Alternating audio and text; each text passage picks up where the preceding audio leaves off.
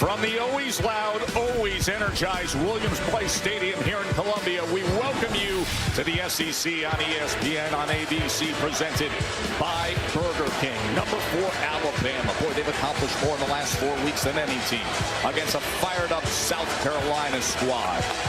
And pregame here, you know, Jesse Palmer, between Space Odyssey and now Sandstorm, they're always ready for moments like this.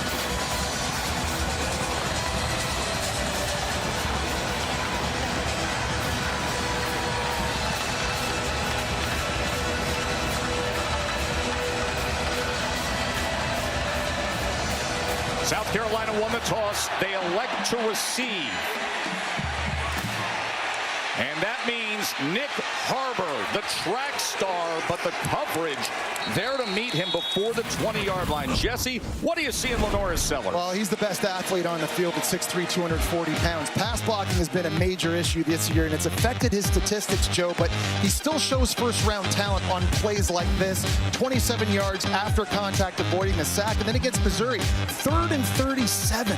The pass rush forces him outside. He keeps his vision downfield, outruns everybody, and throws an absolute dime to Nick Harbor, just short of the first down marker. You feel like if South Carolina is going to win this game, they're going to need him to make superhuman plays. The concern is 25 sacks taken this year. Sellers on first down.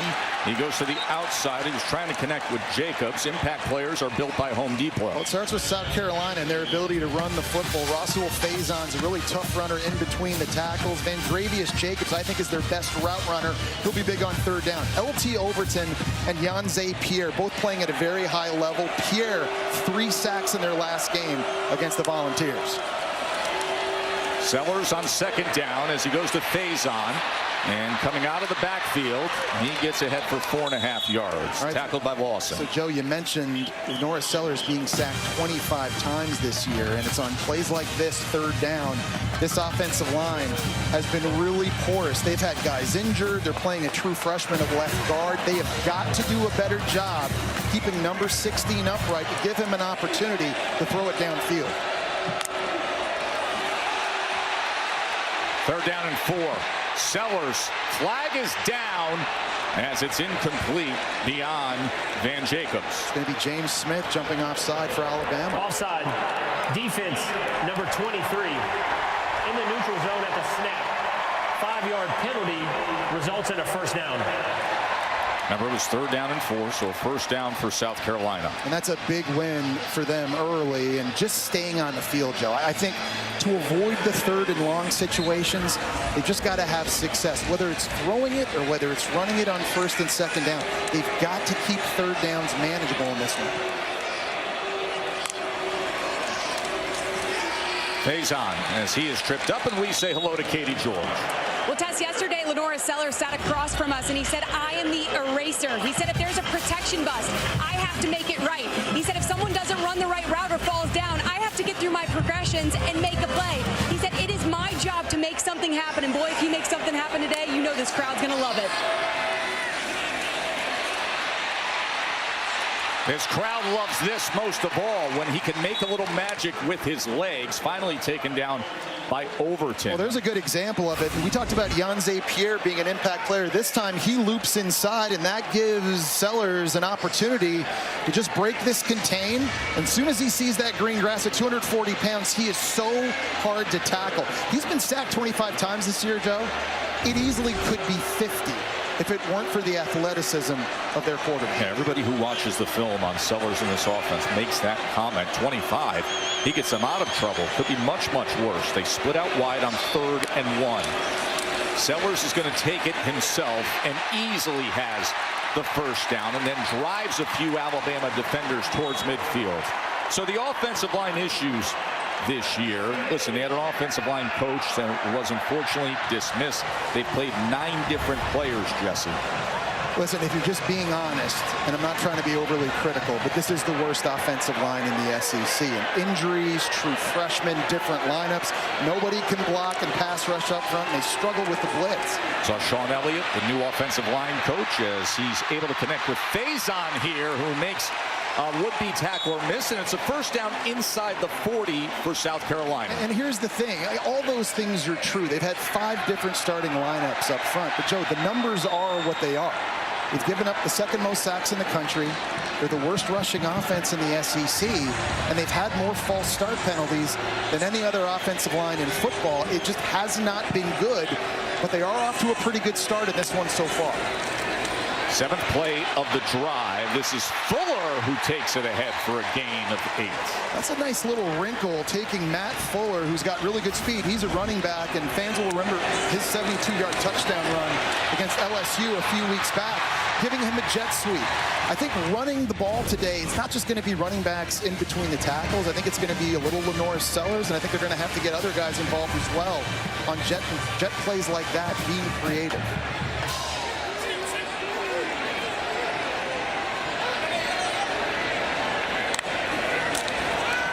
Second and 2, quick to the outside, but it was thrown low and in front of Nick Harbor. Well, it's a good job that time of Sellers seeing the safety blitz and Xavier Mincy coming in, but he needs a more accurate throw. And that would be one of my bigger criticisms of Lenore Sellers this year. Yes, he is the best athlete on the field. He makes wow first-round type throws, but on throws like that, there are times where he misses wide open guys, and because of the incompletion, that's what's resulting in them getting behind the sticks. Opening drive for South Carolina. 8 plays, 50 yards in, but can they convert here on 3rd and 2? Sellers with time. And now Sellers is going to run ahead for that line to gain and reaches out and is able to get it before Nakai Hill-Green makes the tackle. Well, really nice job in the back end by Alabama, taking everything away, but Sellers just really good awareness and understanding, hey, where's the first down marker and where do I have to get to? In that time, he outraces Nakai Hill-Green, the transfer from Colorado, a linebacker, to move the sticks.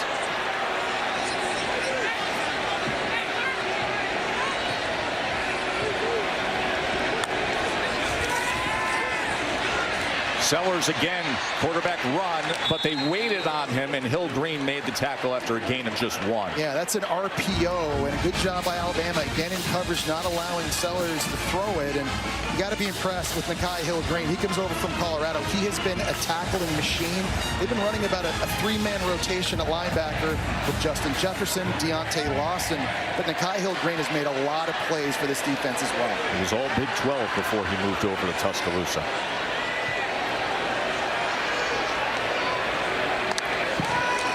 Second and 9. Sellers, he's able to connect for a first down again. It's Donovan Murph, the freshman. I love the play call by offensive coordinator Mike Shula, moving the pocket, changing the launch point. Again, this offensive line has struggled, so this is a great way to give Sellers a clear place at the field to throw from and give him clear vision. And how about Donovan Murph, the true freshman, making that big play? He should be a senior in high school, Joe. He was only 17 years old at the start of the season, reclassified to be a part of the Gamecocks this season. 15-yard reception. Now the 12th play of this opening drive. They wanted the ball, and this is what they're doing with it, as Matt Fuller again coming in motion on the jet action, takes it inside the 10. And this is an area where South Carolina has struggled. They're the worst red zone offense in the SEC, only scoring points on 73% of these possessions inside the 20-yard line. They haven't had many of them, honestly, this season, but what an opportunity here to score points. Not just that, but a touchdown. You know, if they do that on the opening drive to seize that momentum, Williams-Brice Stadium will erupt. Second and 6. They can get a first down at the 2-yard line.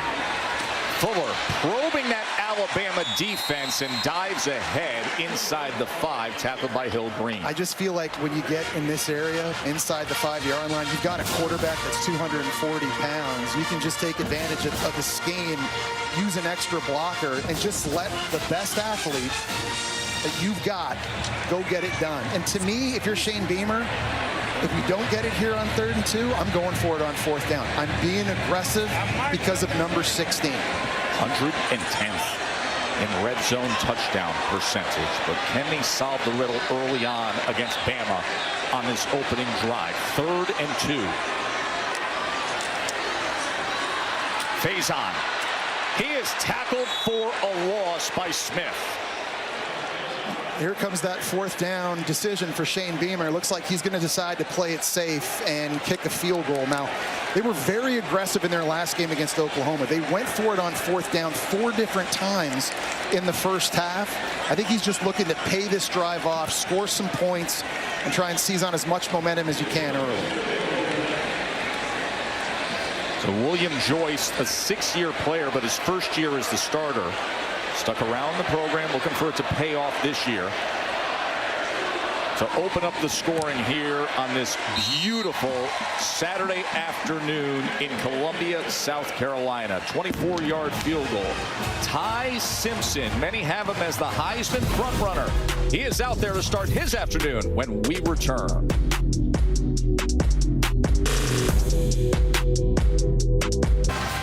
AT&T Connected Cam. All the great traditions of a Southern Saturday in the SEC here in Columbia, South Carolina. Homecoming weekend. They're trying to rally with some great hope considering the talent they have at quarterback, the belief they have in their defense, and they just had a 15-play opening drive against number 4 Alabama to take a field goal lead.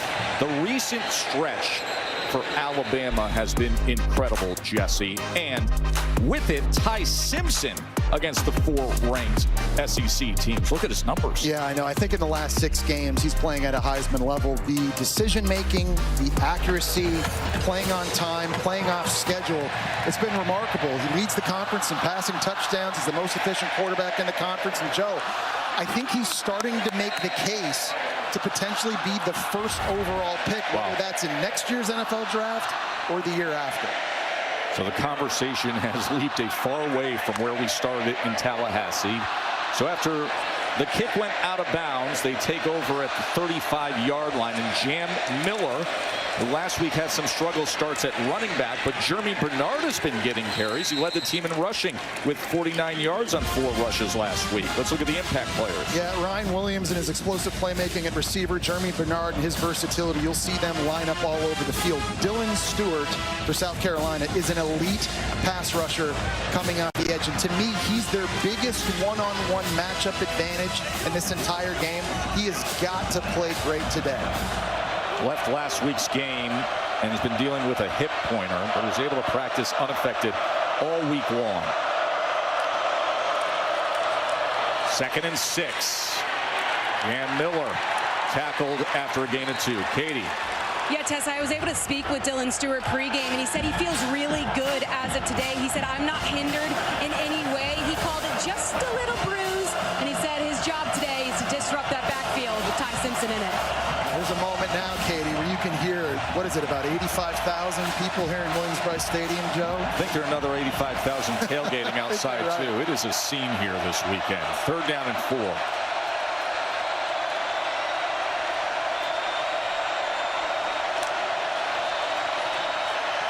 Simpson. He is tripped up. He was taken down by Brian Thomas, who came in leading the team with 4 sacks. And such a smart play by Brian Thomas, because he's going to rush up the field trying to get around Caden Proctor, but he just gets to the level where the quarterback is, and he's able to retrace when Ty Simpson decides to take off and run. This is such a big win for South Carolina, Joe, because Alabama has scored touchdowns on their opening drive 5 times this year. It's more than any other team in the country. So starting fast for South Carolina on offense and on D. McCary Swain is one of the most dangerous punt returners in the country. Dowd's punt drives him all the way back to the 7. But look at what Swain can do. He has 3 punt return touchdowns on the year, and he nearly made the most on that. The dynamic Lenoris Sellers back out there on offense when we return to Williams-Brice Stadium.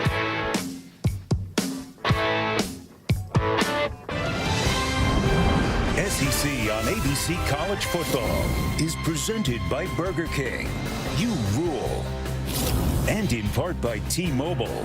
If you didn't know T-Mobile has home internet, you do now.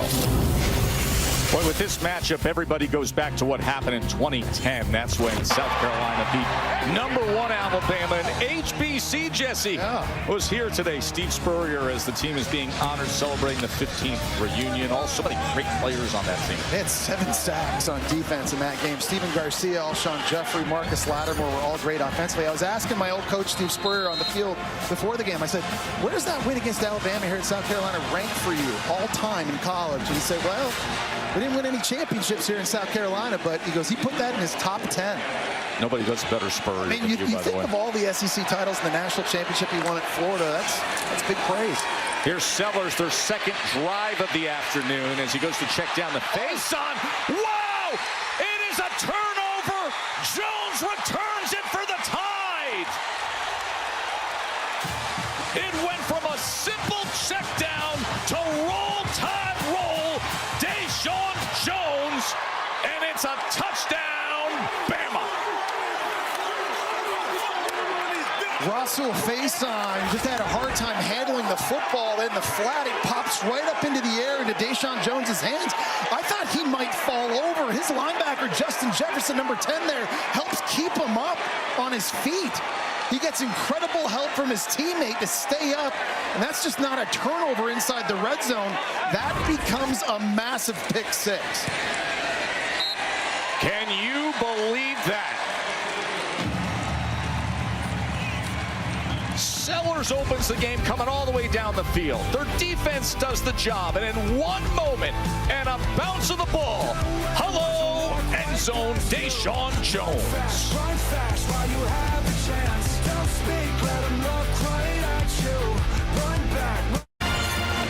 Welcome back to Columbia, South Carolina. Going back to looking at the pick 6. You got Deontay Lawson coming in on a blitz, so Sellers has to get rid of this, and he has Russell Faison out on a swing route. This is a ball he's got to be able to catch. It pops right up in the air into the hands of Deshaun Jones. Justin Jefferson keeps him upright, and you just figure for South Carolina in a game like this, as you look at the progressive pylon cam, you can't turn it over. The margin of error is so small. Turnovers is what killed South Carolina. In this exact game a year ago, they had 4 giveaways in that one and a costly turnover early here. It was a wild one a year ago. Right now it's Bama 7-3. And of course, Saturday Night Football presented by Capital One will be number 3 Texas A&M taking on number 20 LSU. Chris Kirk and Holly will have the call. And at 7:45 on the SEC Network, it's number 17 Tennessee against Kentucky. Of course, we were with LSU a week ago. What happened at Vandy, and now having to go there to Kyle Field, Jesse. Yeah, well, they're reeling right now. And Texas A&M, though, going into Tiger Stadium tonight, that's a place they haven't won 6 games in a row. You know it's going to be rocking. Matt Fuller trying to get around the edge, but instead it's Pierre able to take him down for a loss. And Yanze Pierre, we know what he did against Tennessee as a pass rusher, but this is a great job setting the edge here outside, working on the tackle, Tree Babalade. Right here, this is the matchup. You're not going to let people run outside if you can hold that edge. He extends his arms, and he's able to get off and make an unbelievable play. Number 42 for Alabama, really coming on here in recent weeks. You mentioned the Tennessee game, 3 sacks in that victory last week. They go inside this time. Big brother to little brother. That was Lenoris to Jaden Sellers, the true freshman who they call Pup. Have you ever seen the movie Twins? Yes. Arnold Schwarzenegger and Danny DeVito. Yeah. That's kind of like Lenoris Sellers, 6'3", 240, and his little brother Jaden, 5'11", 175. I know they're not twins, but they also don't really look like brothers when they stand beside each other. We were sitting with Lenoris yesterday. I said 175. He goes, he's not 175. He's a small guy. 3rd down and 4 after Jaden goes for 9 yards. Sellers on 3rd down.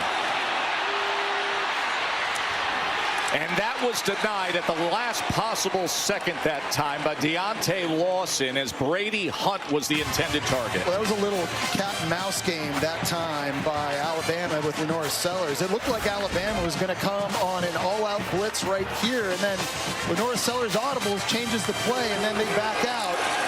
There's 8 guys in coverage, nobody open, nowhere to go with the football if you're Sellers. Mason Love on to punt away. The steady hands of the reliable Cole Adams, the return man for Bama. And this is driven outside the numbers, and the fair catch near the 20-yard line. Well, we mentioned to you last year was an absolutely wild one down there in T-Town as Alabama just got past them 27-25. Final minute, look at the toe tap by Nick Harbor and then the spinning drop kick onside attempt. So South Carolina had a shot. But in the end, Damani Jackson, the interception, and the Tide escaped. Top 10 Alabama escaped 27-25. 7-3 lead, but the offense has only had 3 plays, a 3 and out. It was a pick 6 that got Bama on the board here. Ty Simpson steps up in the pocket. He's going deep and beyond Ryan Williams. Wow, barely beyond Ryan Williams, who got behind Judge Collier that time, and Ty Simpson had to step up in the pocket. He had Brian Thomas ripping off the edge. He saw the opportunity one-on-one here to take a shot. Here comes the pressure. Proctor just rides him upfield as much as he can. And this just barely over the outstretched arms of one of the fastest and most explosive players on offense in all of college football. Williams had 5 catches for 87 yards a week ago. And after we didn't see him offensively play a role in that game against Mizzou. Simpson gets the ball out quickly and connects with Rico Scott. Well, this is just what South Carolina wants to do on defense. Is they're going to make you earn it. They play a lot of zone coverage. They're dropping 6 and 7 guys back there, trying to keep the football in front of them. They want to rally to the ball, make tackles, and they want to force Alabama to go 8, 10, 12 plays to score. 3rd and 4. Daniel Hill at 244 pounds motions back in. Simpson on 3rd down. It's incomplete. The redshirt freshman Scott couldn't hold on to it. Well, you don't see Ty Simpson miss a lot like this. And this time they've got Rico Scott, who caught a touchdown against Tennessee, working in the slot one-on-one with Jalen Kilgore. He's got to step on him, and this is a throw Ty Simpson's got to be able to make the catch. He's going to turn it upfield and move the sticks. But 2 3 and outs for this Alabama offense that has looked so good here in the last 6 games. Swain, the dangerous return man. 2 3 and outs for Alabama.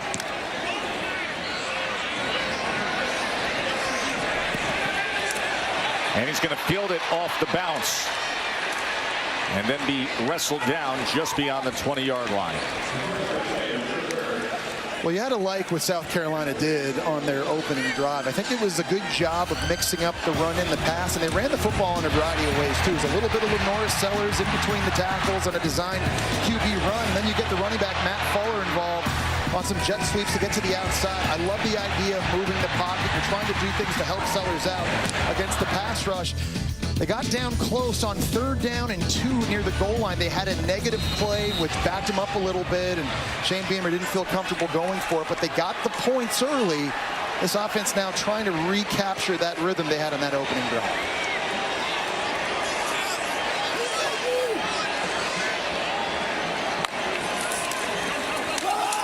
Faison straight ahead as he gashes that front 7, and that'll move the chains immediately. Tackled by Sad. Well, they've handed it off a few times to Matt Fuller on the jet motion. This time he's coming this way, and they're just trying to freeze players in the second level. They don't hand it off to him this time. The offensive line does a good job getting downfield. You see Babalade getting a block there at right tackle, and a huge crease for the Utah State transfer and 7th-year running back Faison to run into. Anything that brings this offensive line a little bit of momentum and confidence will help for South Carolina today.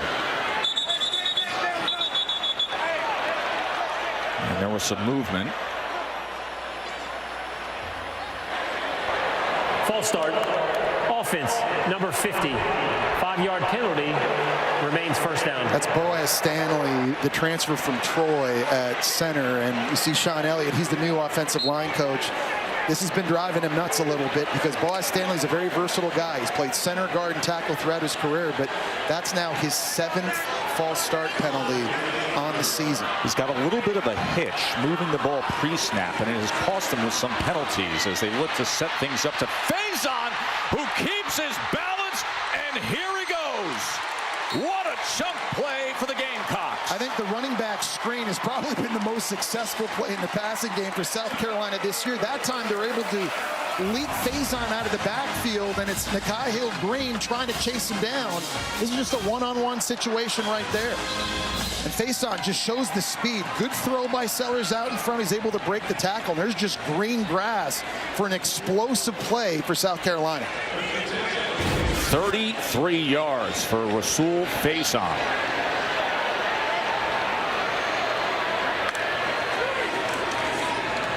Sellers, as the ball is out.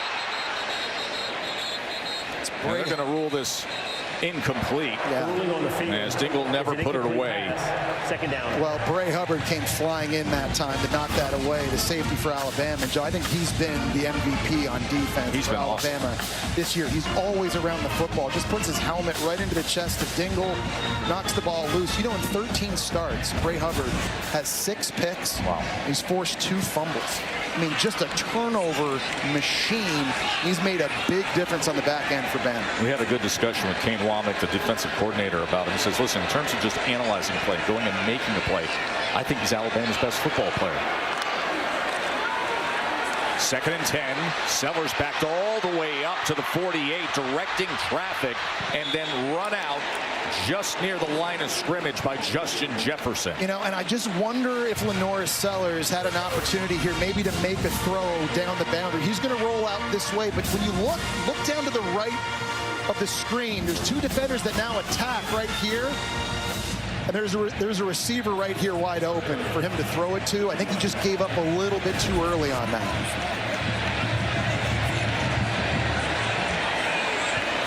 Third down on 9. 2 out of 4 today on 3rd down.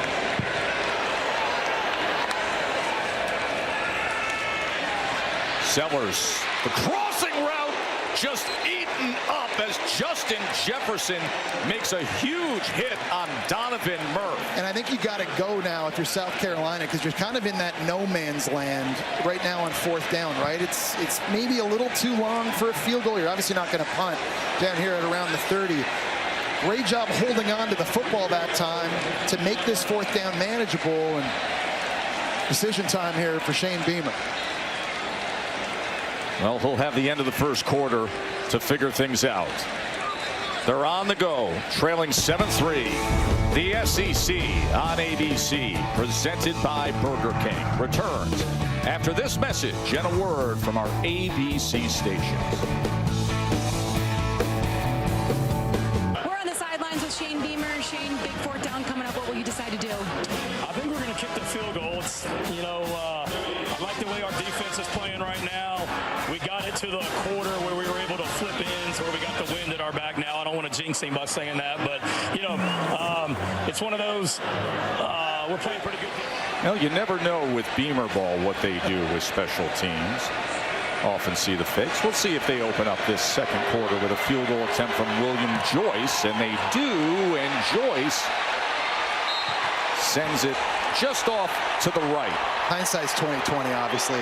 I just think in a game like this, you need touchdowns, not field goals. And I do agree with what he just told Katie. His defense is absolutely playing lights out right now, and you're going to continue to lean on them, and they've been doing that all season long. But you know it's only a matter of time before Ty Simpson and this offense wakes up. And so, it's easy to say this now, but as I was saying before break, I think that's one they should have tried to go for. Yeah, that's the story right now. When will the Ty Simpson-led offense wake up? Because we're starting the 2nd quarter, and Alabama's had 6 plays, 2 3-and-outs. And tackled for a loss is Jeremy Bernard, as Dylan Stewart, one of the most dynamic edge rushers in all college football, makes the play. Yeah, he is absolutely elite. He is so twitchy and can bend, and Josh Cuevas is going to try to block him, but he's actually going to run in to the tackle in the process right there. And Dylan Stewart is just a guy that can wreck your game plan. Offensive coordinators have got to account for this guy with chip blocks and sliding the protection. You got to move the pocket. He has freakish athleticism, and he can take the game over. Alabama right now has 4 total yards. 2nd and 17.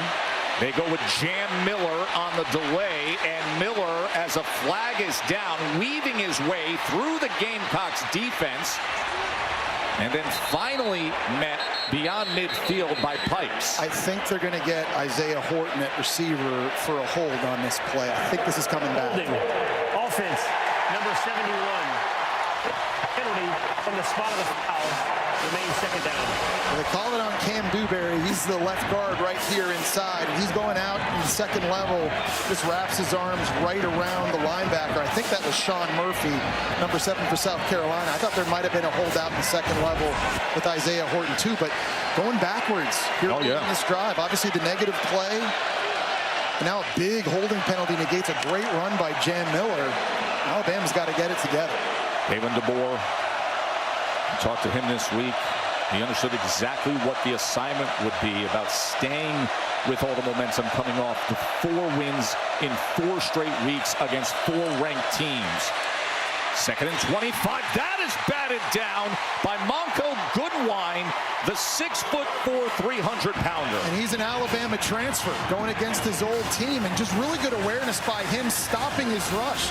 He split the double team right up the middle, and once he gets to this point, he just stops right there because he sees Ty Simpson's body language. Just going to hold on, knock this thing down, and now set up 3rd in California. Goodwine blocked a punt against LSU last year, jumping over the shield, and now he bats this pass down to make for 3rd and 25. And listen to Williams-Brice roar. 3rd and 25 for Simpson as he connects with Horton, but he needed about 6 more yards, and a flag is down near that line to gain. I don't know if South Carolina might have had 12 guys on the field. They had a late substitution with Judge Collier. There is no foul on the play for a legal substitution on the defense. There was only 11 players on the field at the snap. 4th down.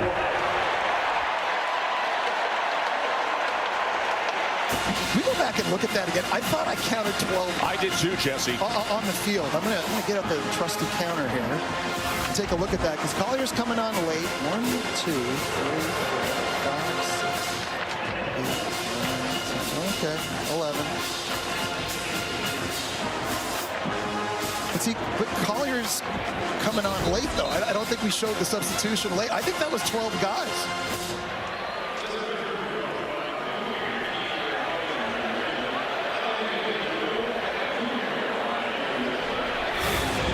I know math wasn't my major. All right, can we just roll this? I want to know if 4, 5, 6, 7, 8, 9, 10, 11, 12. That's 12 guys on the field. My Florida degree in math was coming in handy. That's one I think the referees missed. When I saw the late substitution and the way that the secondary rotated, that should have been a penalty on South Carolina's defense. Now they're looking at the same screen you saw on the defense. Shane Beamer, his 5th year with Gamecocks. Okay, this is the most I've ever used the counter in a game in my life, just to make sure I'm not completely crazy. After video review, there was 12 players on the field on defense. The 5-yard penalty for illegal substitution will be enforced from the 15-yard line. 5 yards, it'll be 3rd down. Remember, it was 3rd and forever.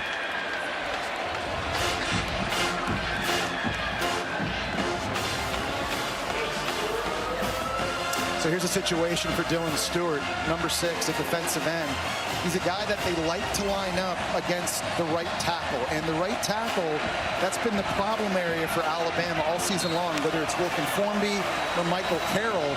But Alabama has got to be careful they don't leave number 6 out on an island one-on-one on the edge. There is Formby.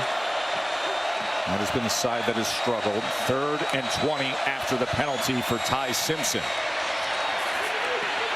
And breaking free is Daniel Hill. And Daniel Hill, the running back who's been emerging takes it ahead for a first down. They get out of that giant hole. It's a play Miles Norwood at corner has got to make. And I know it's hard because Hill is a 245-pound running back. He's not going to be an easy guy to bring down, but you've got to be able to make that stop and force the punt unit out on the field. What can you say, though, about the true sophomore Hill, Joe? In his last 2 games, he's getting more playing time. He's made some big runs, some big catches, been blocking on third down. He's been earning those opportunities, and he's becoming a bigger part of Alabama's offense.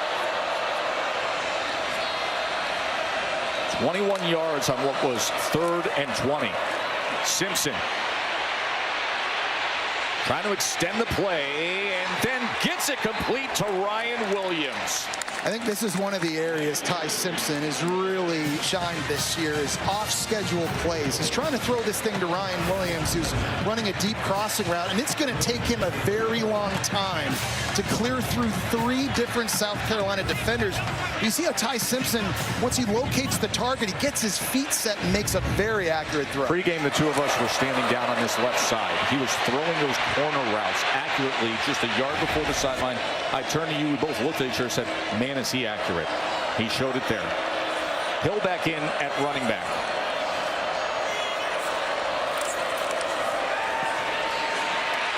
Pressure off the edge, ball is out. The ball is out, strip sack, and South Carolina's got it. Troy Pikes with the recovery. They brought the corner blitz, Bakari Swain, and we've seen return a couple punts in this game. Comes off the edge with the speed. Caden Proctor saw him way too late. He's able to get the sack, knock it free. Troy Pikes jumps on it, and that was a turnover South Carolina's defense needed desperately. A strip sack, forced fumble. You gotta have moments like this if you want to be in the big upset hunting game. South Carolina's defense does it up right here. Gamecocks with the ball, trailing 7-3 when we return. After the turnover, South Carolina back on offense on this SEC All Day presented by IHG Hotels and Resorts as Sellers gets it complete to Brady Hunt. Yeah, Bama right now is just on their heels. And I think a big question coming into this thing was, could they keep their edge? Because they survived the gauntlet, beating 4 straight ranked opponents without a bye week. First team in SEC history to ever do that.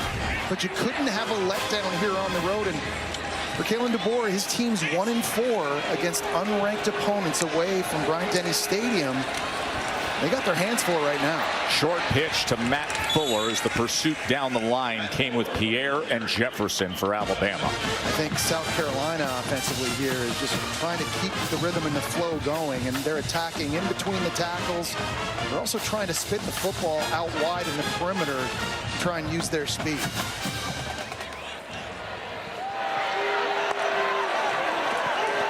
Second and 9, Sellers, he gets it in space and up and over that time is Brady Hunt.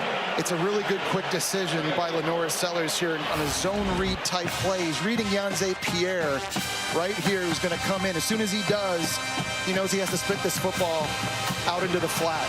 As soon as that pressure comes in, it's going to Hunt, the tight end underneath. He tries to go up and over Bray Hubbard.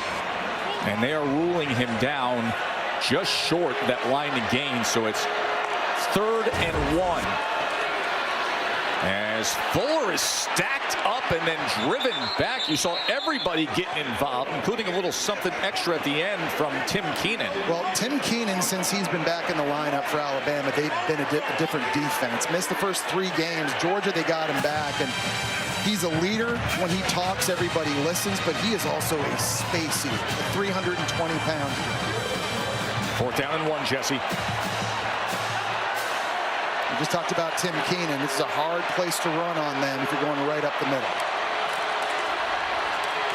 Fuller straight ahead, and he drives ahead for a first down. Well, it was Fuller one-on-one. I think that was LT Overton, or it was Tim Smith. It was James Smith, number 23, a big D lineman at 300 pounds that That time Fuller was just able to run right through. And we've seen Fuller do some work here on jet sweeps. Good job in a short yardage situation, just dropping the shoulder and getting what he needed. Yeah, that's pad level 101 right there. Sellers. He is tripped up for a loss. As Sellers was taken down by Red Morgan. Red Morgan got more PT against Tennessee too, and he's only a true sophomore, but he's really starting to come on as well. That time a great job triggering. As soon as he sees this run, he's flying downhill to get involved in the action and makes a really good tackle on a big physical quarterback.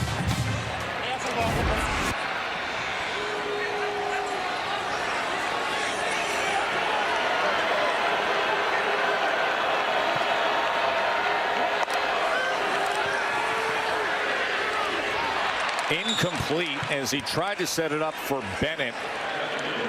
Well, it's a good play. It's a screen, and Alabama's blitzing, but that's got to be a more accurate throw as well. You're throwing it to a receiver on a screen. You got to take a little bit off of that. Just look at what South Carolina's been able to do in this game. So much of their work has come in the territory of Alabama, and the complete opposite for the Crimson Tide. Look up at that scoreboard. You see 7-3. You see Alabama with only 12 offensive plays. Of course, they had the freaky bounce of the ball that was returned for a touchdown by Bama's Deshaun Jones. 3rd down and 14.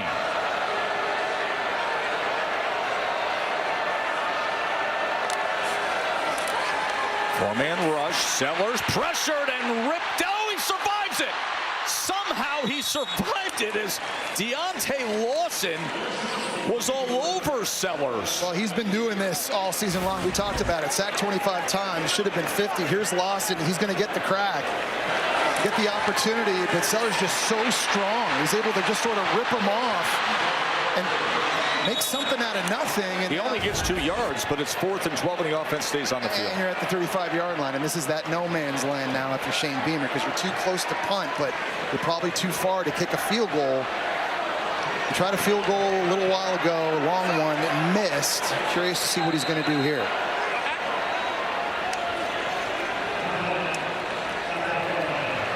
Timeout is going to be used by South Carolina. They'll be facing a 4th and 12 when we return to Columbia. Carolina's William Joyce earlier in this first half missed a 47-yard field goal when perhaps they were thinking about going in another direction. Now it's a 4th and 12 from the Alabama 35, Jesse. And they're going to go for this. They've got to be able to help Lenora Sellers with protection, and they've got to be thinking about using tight ends and running backs to chip off the edge to help him and help these tackles outside, because to go 12 yards, Sellers is going to need time to push this thing down the field. 4th and 12. Of course, he's dynamic with his legs as well. There's the cat and mouse. There it is. Look at Sellers audibles, Alabama audibles, and they've got everybody at the line of scrimmage. Look at all the defensive backs pressing into the A and B gap. And here they come on 4th and 12. Sellers downfield and gets it complete to little brother, Pump, Jaden Sellers. Well, the offensive line does an outstanding job figuring out who's coming and who's not coming. Bama had 8 guys up, and they're going to drop 3 guys out. And just look at the protection. It's a really nice job by South Carolina. It gives Sellers an opportunity to survey the field, and a nice job by his little brother working on the in route for a huge 4th down conversion. 22-yard reception by the true freshman Jaden Sellers. And with that, a 1st down and a quarterback run. Lenoris Sellers now. Look at him get to the outside. A flag is down as he turns the corner and gets to the pylon for what right now is a Gamecocks touchdown. We'll check on the flag. Holding. Offense, number 51. 10-yard penalty from the previous spot. 1st down. Walk it back. And it's Tree Babalade working on the outside at right tackle.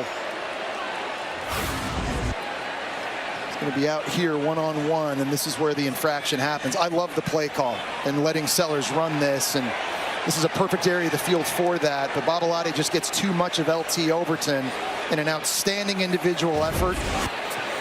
Gets called back.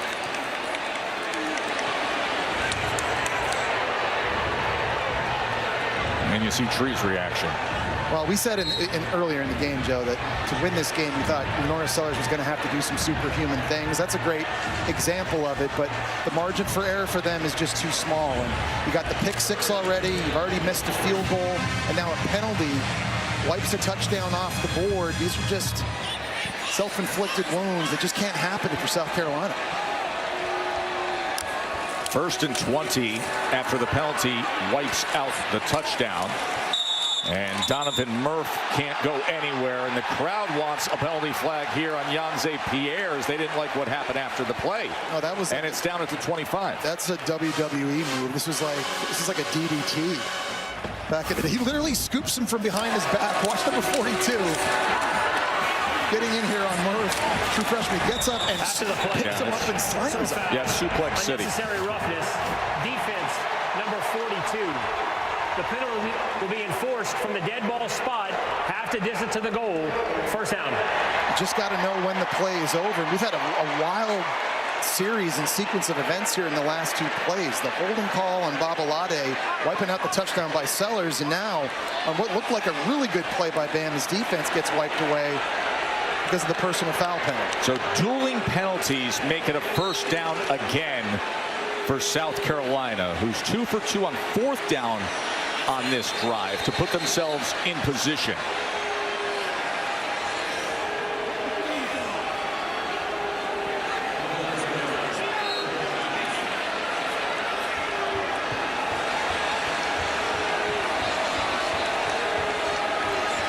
Faison comes in motion. Sellers looking for an option. He spins all the way back at the 26. That's where the next flag comes out. They may have another holding. It's going to be Josiah Thompson, the left tackle, number 74.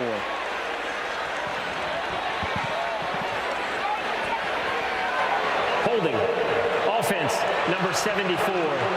10-yard penalty from the previous spot.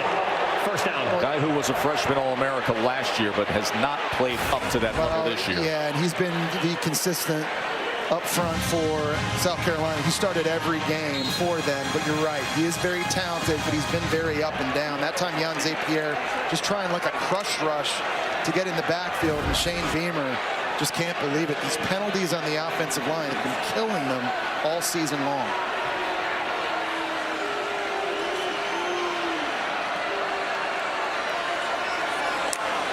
First down now back at the 21 as the option pitch goes to Fuller, and Fuller is met by Lee. This is really one of the areas I think situationally Alabama's defense has been great this season. Down in the red zone with their backs against the wall, they're only letting opponents score on 64% of their possessions. That's best in the SEC, 3rd best in the country. Great time, great play that time by the true freshman Dijon Lee.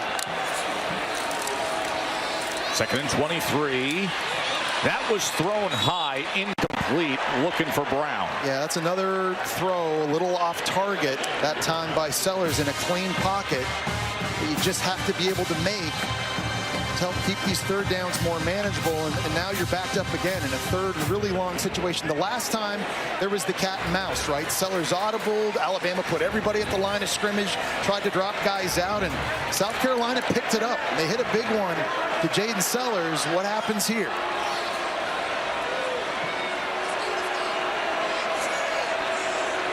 3rd and 23.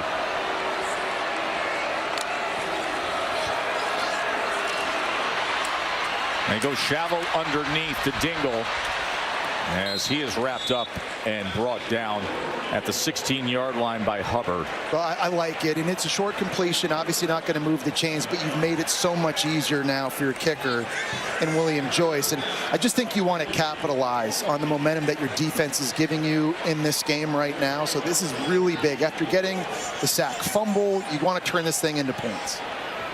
So William Joyce will head out there to close into this lead. 6-year player, we told you, waited his turn, a career walk-on, hadn't scored a point prior to this year and earning the starting job. This a 34-yard attempt. Good lift and rotation, and he puts it through. And the bottom line is this: unranked South Carolina is right there with Alabama with 4:23 before halftime, and that makes for a happy cocky as it's 7-6 Bama on top. please fix his lapel. Sheffy's collar, he's got to come down over the left shoulder.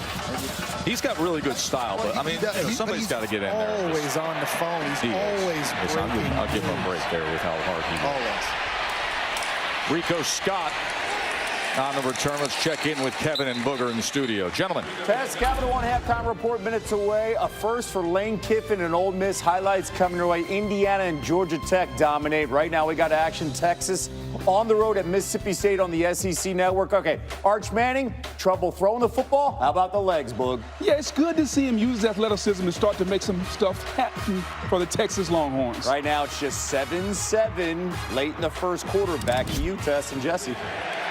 Looking forward to that. 7-7 Texas and Mississippi State.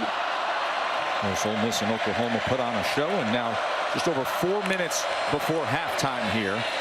Ty Simpson gets to the outside to Bernard, who turns the corner. Well, we've been talking, the big story, I think, in the game so far is South Carolina in defense and how they've been just shutting down Ty Simpson. And the last time out, they got the big sack forced fumble by cornerback Bakari Swain, and that's been going on here for years now. In the last 5 seasons under defensive coordinator Clayton White right there, 101 takeaways, leads the conference.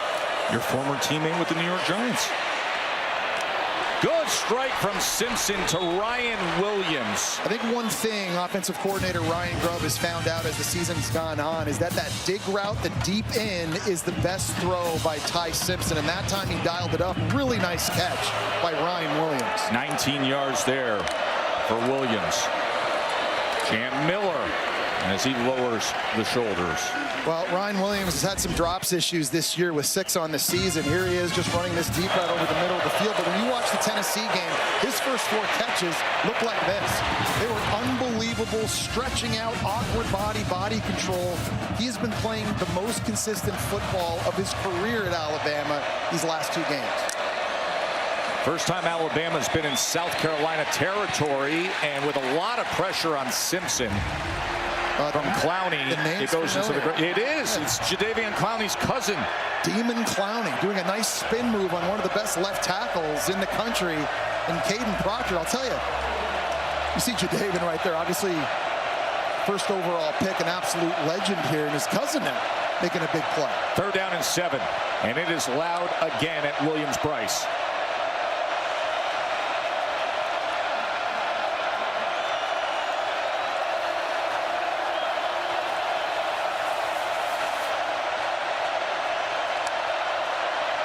Here's 3rd down and 7 for Simpson in the Tide as he has to escape and then finds the open man again. It's Daniel Hill. What a play by the sophomore. The poise of Ty Simpson all season long, especially on 3rd downs. In the road where it's loud, he's getting the play change. You saw it against Georgia, you saw it against Missouri, and now here at South Carolina. He avoids the sacks, keeps his eyes downfield. Daniel Hill's made a big play earlier in the game on 3rd down, makes a guy miss. When things get off schedule, I think few quarterbacks in the country have been better than Ty Simpson, and all of a sudden Alabama inside the 10-yard line. And Daniel Hill is starting to become one of those players you have to know when you watch the evolution of the Alabama offense. That was a 41-yard reception. Simpson with his legs now as he gets inside the 5, but at 244 pounds, Jesse, you know, we were having this conversation with Ryan Grubb, the play caller. I said most guys are just forward leaning at that weight, but he's got great balance and super soft hands. Well, they thought coming out of spring ball, they thought that Daniel Hill might beat Jam Miller to be the starting running back. Some injuries kind of slowed him down. He's really coming on, and right now, Joe, he's got Alabama in great position near the goal line. 2-minute timeout. Welcome back to Columbia. It was a slow start for Alabama's offense, but Ty Simpson's really waking up here on this drive, throwing it. Beautiful dig throw here over the middle. Not perfect by any stretch. Great stab by Ryan Williams. Then in a big 3rd down, he's able to break contain, find Daniel Hill down the sidelines, and all of a sudden, Alabama inside the 5-yard line here. Oh, boy. We got big man in the backfield. We got a Caden Proctor crispy package working on 2nd and goal. Here he goes. And he is cut down. The 366-pound left tackle was taken down by Troy Pike. It was Nick Barrett that makes the play, though, number 93 for South Carolina. He goes low and he gets pushed, and he just collapses the left tackle in the backfield so that the big 366-pounder can never get going. That is an outstanding job. A new wrinkle we're seeing with Caden Proctor, but South Carolina was ready for it. We talk about the crispy package. You've seen it this year. Wide receiver screen against Georgia, fullback dive against Vandy. We saw him in the Wildcat, Joe, against Missouri, and now another iteration of it here. But get the Gamecock defense ready. They've been watching their film, and they were prepped. 3rd and goal.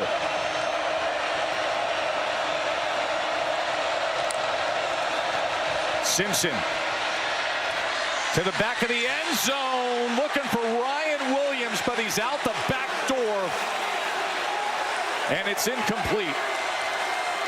This will be so interesting to watch again in replay to see if Ryan Williams really had to jump up for this one. I know the ball's thrown up. If he had just dragged his toes, could he have made this catch and stayed in bounds? I think he could have. Great job by South Carolina rallying to the football to knock him out, and now a massive 4th down. 4th and goal.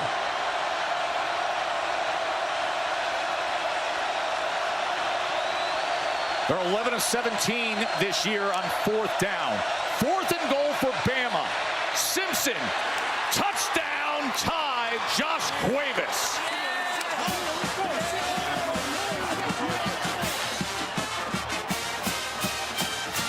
Really nice job by Simpson this time, working through his progression. He wants Ryan Williams potentially here on this corner route. It's going to be Cuevas coming inside, and you just see him work his eyes from 1 to 2, finding the transfer from Washington in the back of the end zone. And I'll tell you, Joe, when you got a quarterback playing as well this year as Ty Simpson, you earn the right to go for it on 4th down in those situations. Hey, before this drive, Bama just had 45 yards of offense, and then they just had a 9-play drive, Jesse, for 81 yards. And situationally, we talk to coaches every week, Joe, and they always talk about the last 4 minutes of the first half, the first 4 minutes of the second half. Situationally in games, being a big determining factor in who wins. And yes, this was absolutely a slow start for Bama on offense through the first 3 drives, but you score a touchdown here. Remember, South Carolina won the toss. They elected to receive. Ty Simpson and Alabama are going to get the ball back first in the second half. If their defense can get a stop here, all of a sudden, this thing could start getting wide open a little bit. You think how choppy things were and how slow they were to get going for Alabama, and everybody talks about it. When you go through a stretch the way they did at Georgia, ranked number 5, the revenge game against a very good ranked Vandy team, at number 14 Mizzou, the rivalry showdown against a good ranked Tennessee team, and then you come here and you see the struggles South Carolina's been having, and then finally the offense finds its stride just before halftime here, 14-6.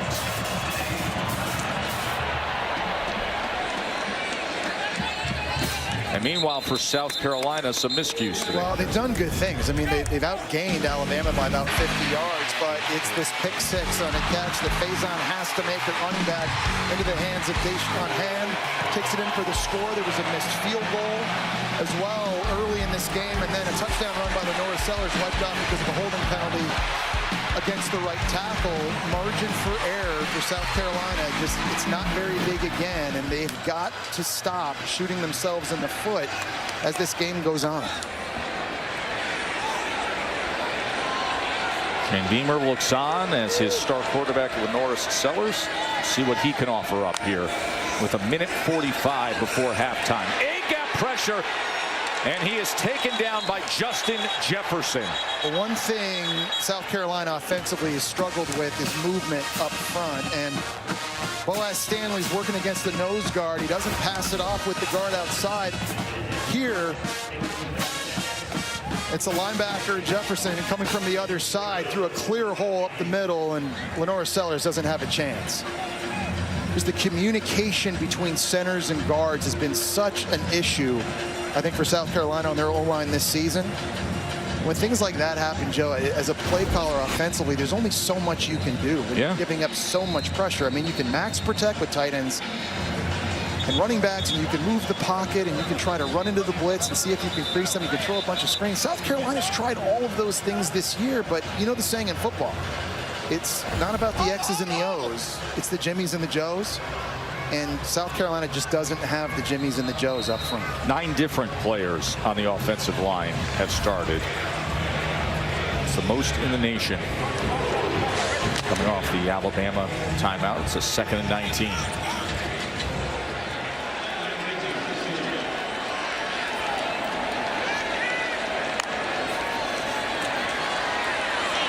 Sellers, as he tried to go underneath the Attaway coming out of the backfield, but it'll be 3rd down and 19. Because of that drop now, Alabama doesn't have to use another timeout. Now sets up 3rd down. Depending on what happens here, it looks like Ty Simpson's going to get one more chance. With the ball at midfield, you see there, and talking to his quarterback coach, Nick Sheridan. They're going over what's going to happen in a 2-minute situation to see if they can steal some more points here before the end of the half.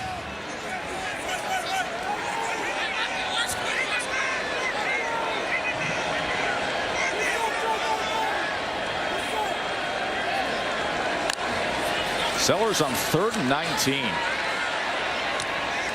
As that was batted away, incomplete. It was Bray Hubbard again. So now Bama can sit back and manage things. 90 seconds before halftime. 2 timeouts and an 8-point lead. And that's a lot of time. And with the explosive playmakers they have, with guys like Ryan Williams and Jeremy Bernard and the big physical receiver Isaiah Horton, you see him talking to his guys right now. Hey, listen, we're going to have some timeouts to work with. We got to know the situation. We got to know where the sidelines are.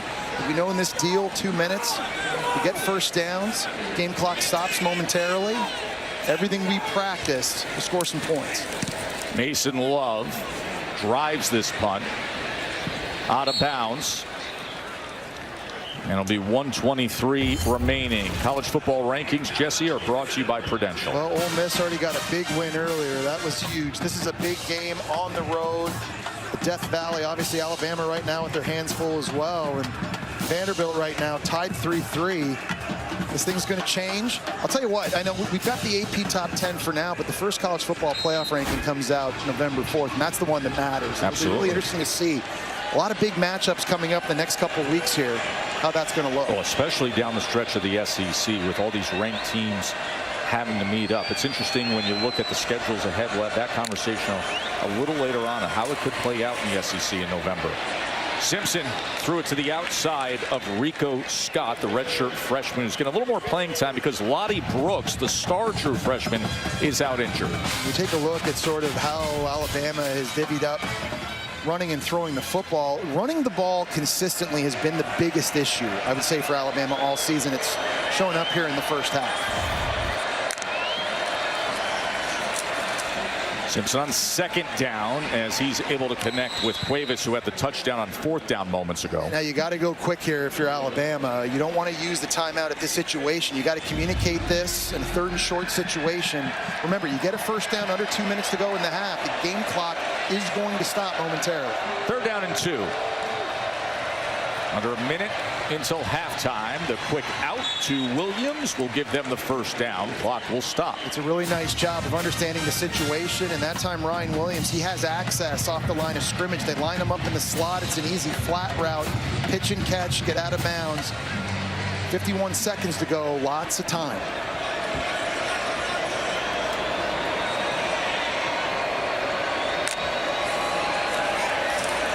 Simpson. Big strike downfield to Williams is overthrown. Well, one thing the South Carolina defense prides themselves on is keeping the football in front, not letting it get behind. They know because of Ty Simpson and all these receivers, they're going to have completions.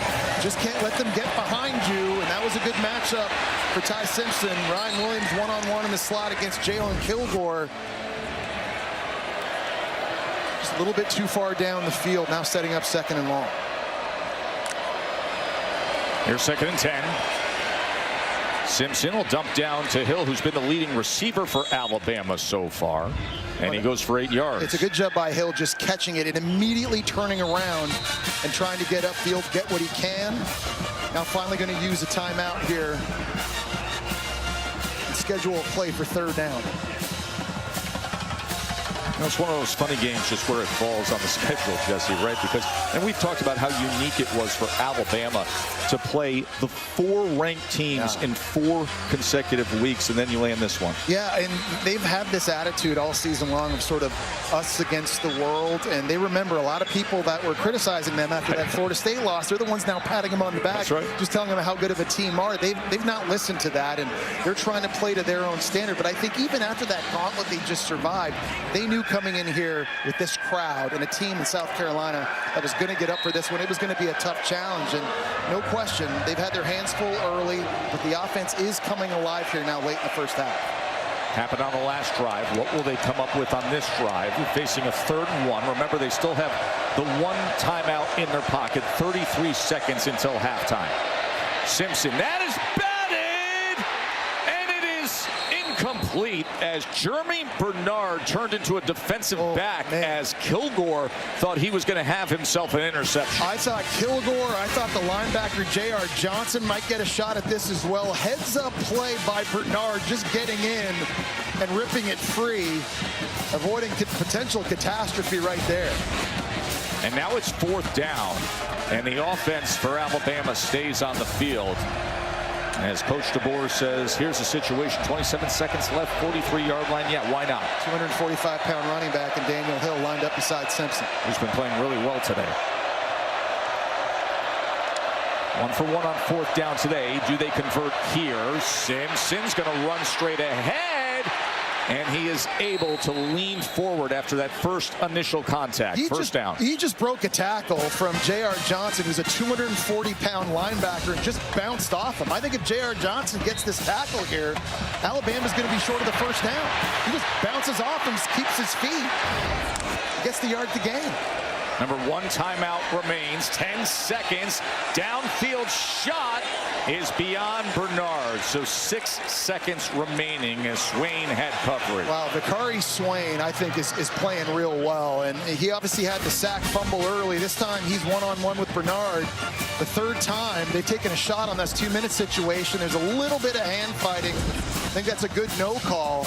Got to be impressed with the way Swain, and this whole secondary is played on the back end. They're not giving up anything deep. Now you've got a timeout here for Alabama with 6 seconds. You can hit something really quick, down yourself, burn the timeout quickly to give your field goal kicker a shot. Got to get the ball out quick if you choose to take advantage of that. But a timeout's going to be called for right now from South Carolina. Well, we mentioned the streak that Alabama just accomplished that no other SEC team has. And the black hoodie, the legend of the black hoodie of Coach Kalen DeBoer, when he wears it, man, they're almost unstoppable. Like going through what they did against Georgia back on September 27th. And then Vandy at Mizzou when Mizzou was rolling and undefeated. And, of course, the cigar game last week. That black hoodie is taking care of a lot of business, Jesse. He's just pocketing a bunch of stuffed animals. It's like he's at a state fair or something. But, you know, the amazing thing is they've gotten better as every game has gone on. And, you know, this funny thing about the record, Kalen DeBoer in the black hoodie versus not. And it's pretty obvious the dress attire, what it needs to be. 13-2 in the black hoodie. I mean, you never want to see the crimson polo again if you're a Bama fan. 6 seconds remain, still the 1 timeout. Simpson, does he get it out quickly? No, goes downfield and it's incomplete, so that leaves 2 seconds as Bernard was the intended target. Yeah, Brandon Cisse outside at corner did a really good job of redirecting Bernard that time so he couldn't hit his marker down the field. Really nice work by the NC State transfer corner Cisse, who I think has been their most consistent DB, or corner at least, in the back end this season. Really good job being physical, disrupting the timing there of Simpson. Now they'll take a shot here with 2 ticks left in this first half.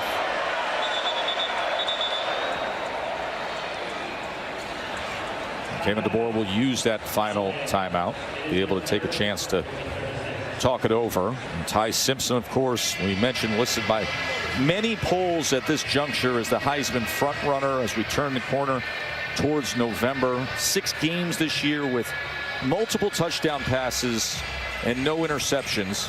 That's the most in all of major college football. Got off to a little bit of a slow start today before we saw here in the second quarter this offense finding its gear. Now, this Hail Mary is something that offenses practice all season, and it's something that they've got in the game plan, obviously. Now, last time out, they had 3 guys lined up to the right-hand side, and you're just trying to get all 3 of those bodies down into the end zone, 1 receiver from the other side trailing, and you're just trying to stack everybody. And Ty Simpson's just going to throw it up as high as he can, let everybody run under it. You hope for a jump ball or a tip ball up in the air, and one of your 4 stacked wide receivers can maybe make the catch. 4 DBs across the 10-yard line for South Carolina. 6'5", Derek Meadows. He's going to get it quickly over to Bernard with blockers in front, and Jeremy Bernard is going to dance a little bit and hope for the best before being forced out.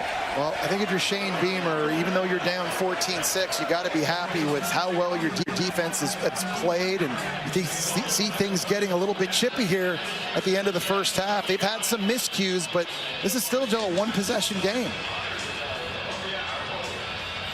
The interception returned by Jones that got Bama on the board, and then Cuevas had the touchdown reception on 4th down.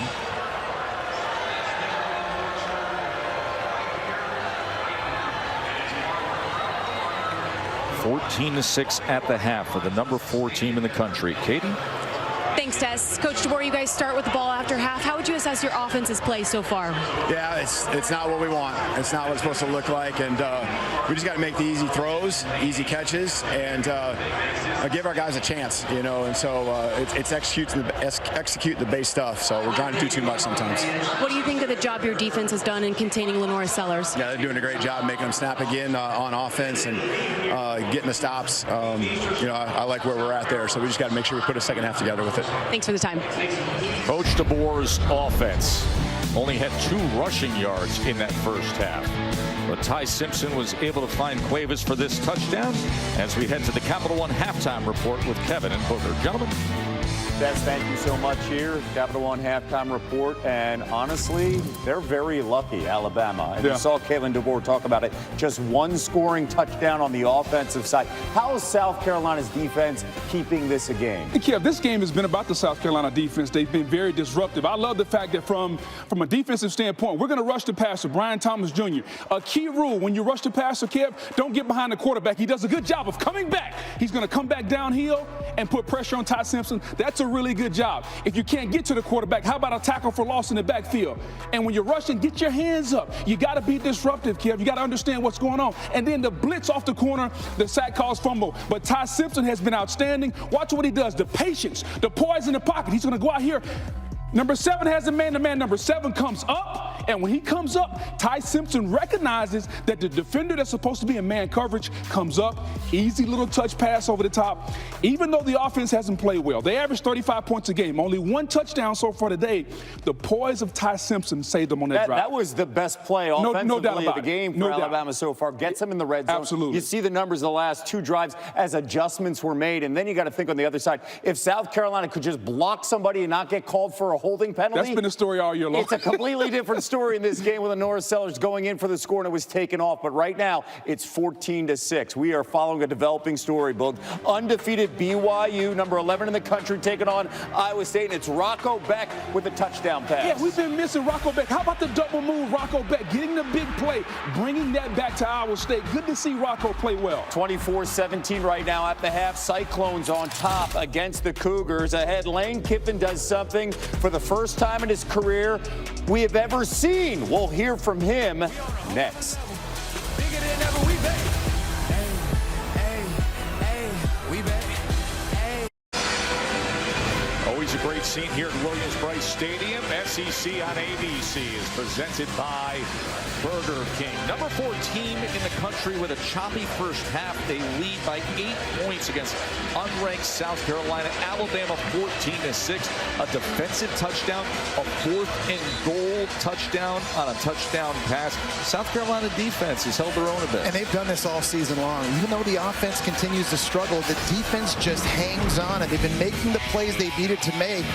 High-speed highlights brought to you by T-Mobile 5G Home Internet. First off, it's Brian Thomas coming off the edge, and he retraces, able to make a play on Ty Simpson for a big sack. And then Dylan Stewart splitting the double team for a tackle for loss. They forced 2 3-and-outs right out of the gate. Goodwine here.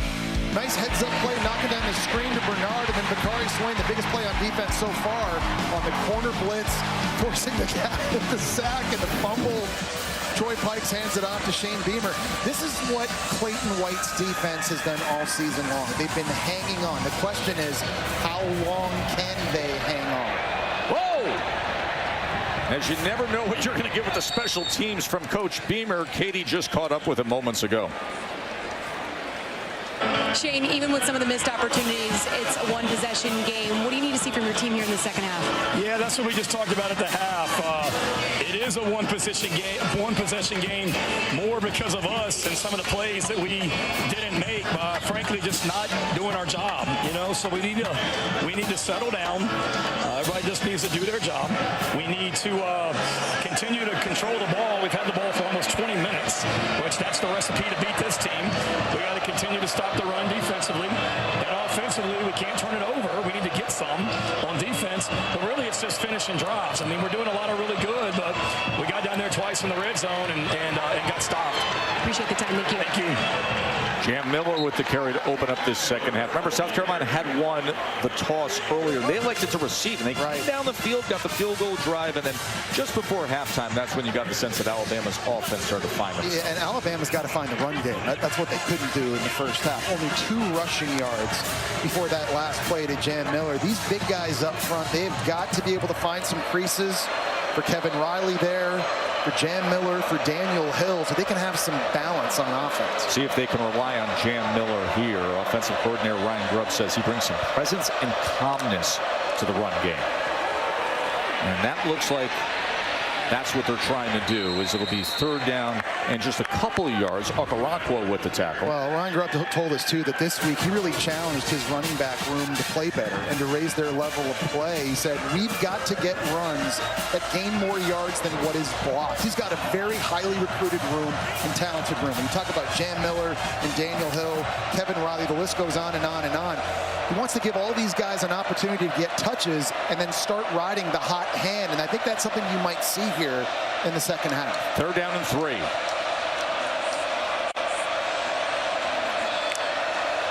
Ty Simpson on 3rd and 3 as he steps up against the pressure of Stewart. And then coming back to the ball was Bernard. And let's see where they mark this. It was a great job by Simpson keeping it alive and avoiding Stewart. And I think he was short.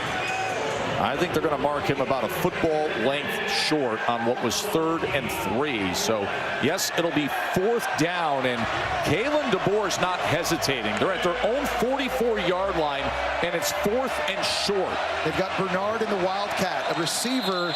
We've seen this before. South Carolina sees it. They call a timeout. Completed pass short of the line of game.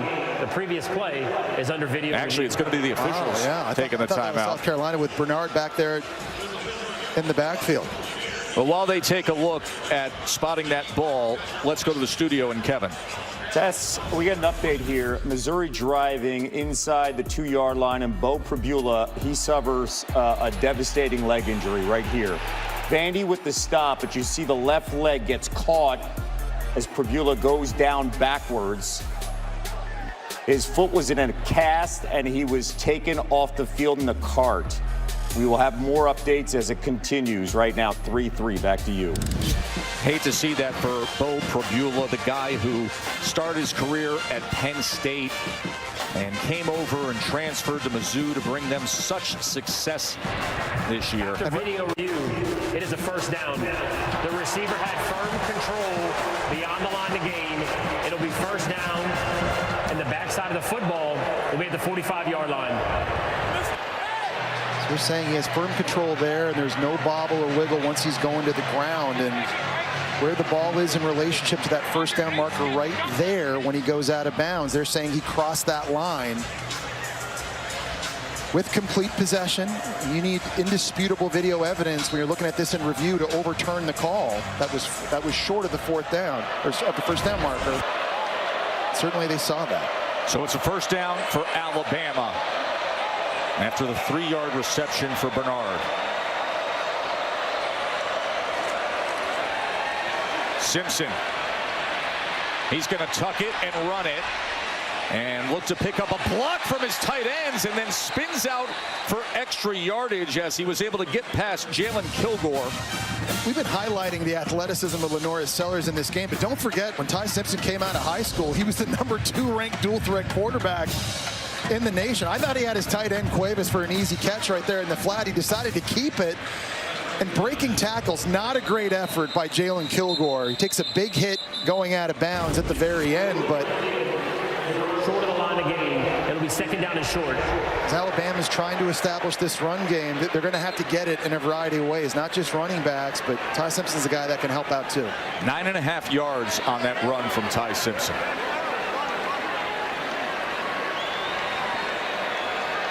That's only the second Bama first down running the ball. Simpson on second and short. Play caller's dream down in distance and nearly intercepted as he was looking to take a shot downfield. But instead, Williams had a chance to catch that ball, and he has to. I mean, that's going to be essentially a punt. He tries to go up and high point it. I like the play call and the shot opportunity on second and short because if you don't get it, you're still third and short. Now you're going to run the football. But here you see 31 Williams hits him right between the 3 and the 1. That's another missed opportunity for South Carolina in this game.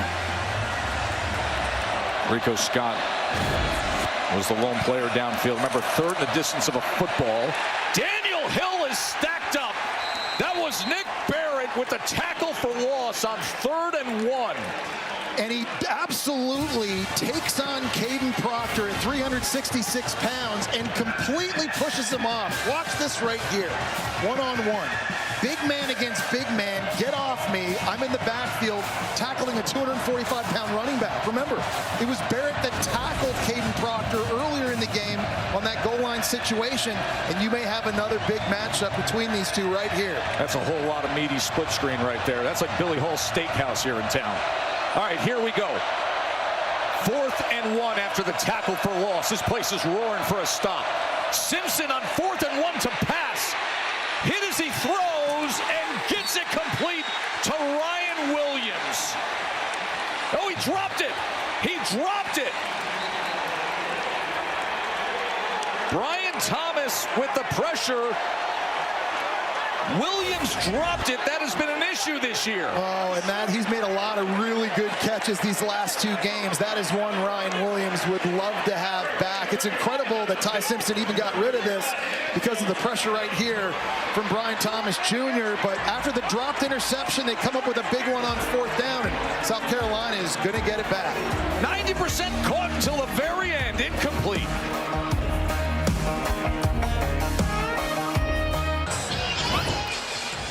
So moments ago, the 4th down incomplete that Ryan Williams could not haul in. Through the process of the catch, dropped the ball as he made his way to the ground. So the turnover on downs gives South Carolina the ball at the 46. Sellers, he's going to launch it.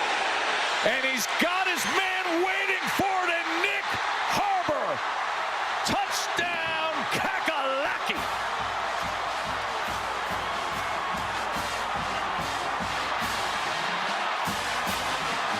Well, Nick Harbor is one of the fastest players in college football. Ran a 10.11 in the 100-meter dash and track, All-American. This route going to take the safety, and that allows Harbor to get over top on the post. Really good protection. Look at the clean pocket Lenoris Sellers has to step into that throw and get it down to Nick Harbor. This is a guy who's been clock running 22.2 miles an hour this year. And now with the score 14-12, you got to go for 2. Go for Dos, brought to you by Dos Equis. This to tie the game after the 54-yard touchdown off the turnover on downs.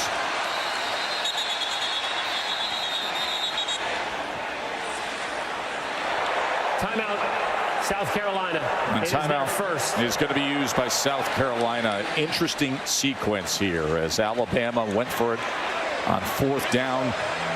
Ryan Williams, he had the issues with dropping passes. The big one against Georgia had a 62-yard would-be touchdown. Vandy, there was a 3rd down play. You know what happened against Florida State. Recently, he was playing better, but moments ago could not haul it in. And Sellers takes the ball and does this. Yeah, and listen, all season long, they haven't been able to throw this ball or get it thrown very much because Lenore Sellers really hasn't had a lot of time. We saw him on a 64-yard catch just like that against Virginia Tech in week 1, but look at the long strides. He's 6'5" and 235 pounds, and when he gets going top-end speed, nobody can run with him. So here we go. Unranked South Carolina trying to tie it up against number 4 Alabama.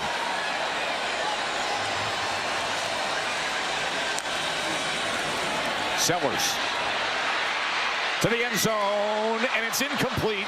He was trying to get his little brother Jaden.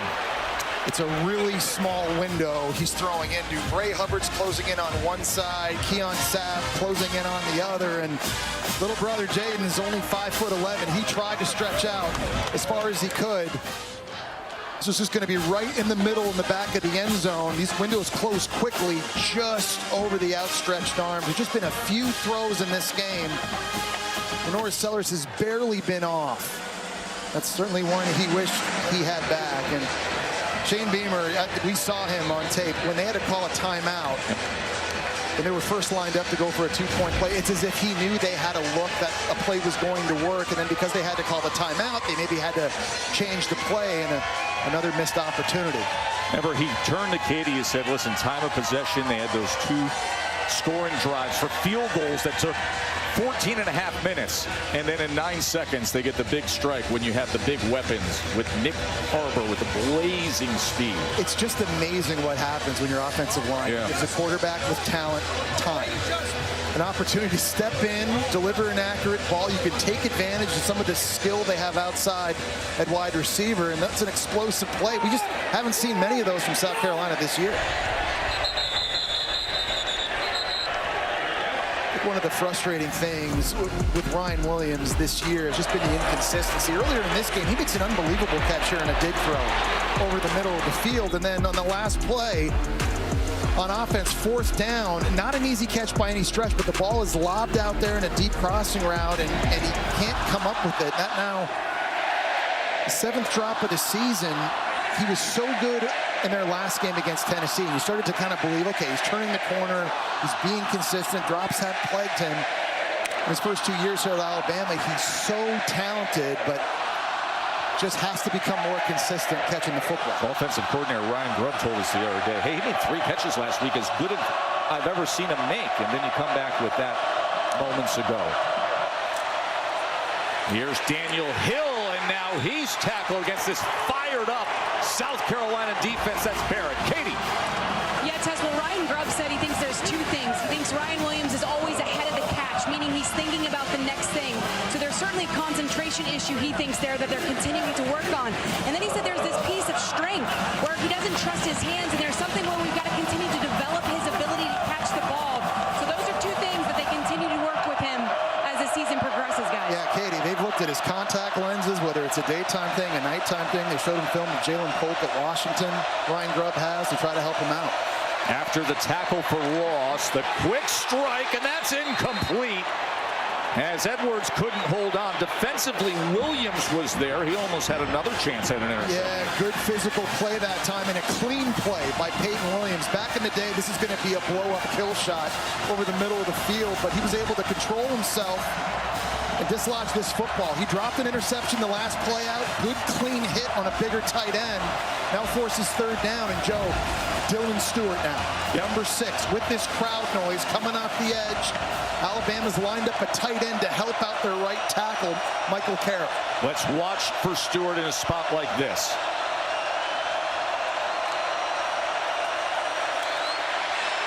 3rd and 11. It's incomplete as Simpson was hit as he throws.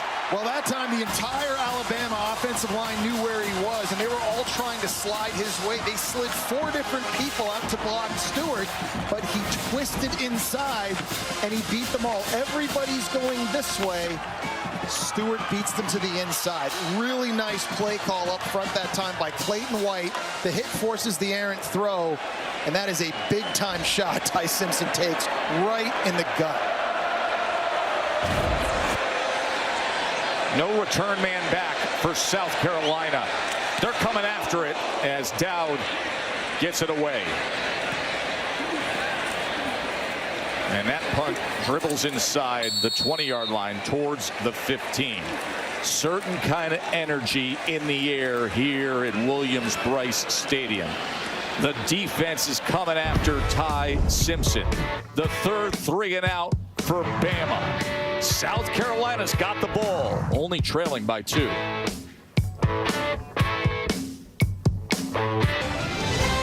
Jesse, you know what our evening plans are. We're going to see if Garrett Nussmeier can get things done battling the number 3 ranked Texas A&M Aggies.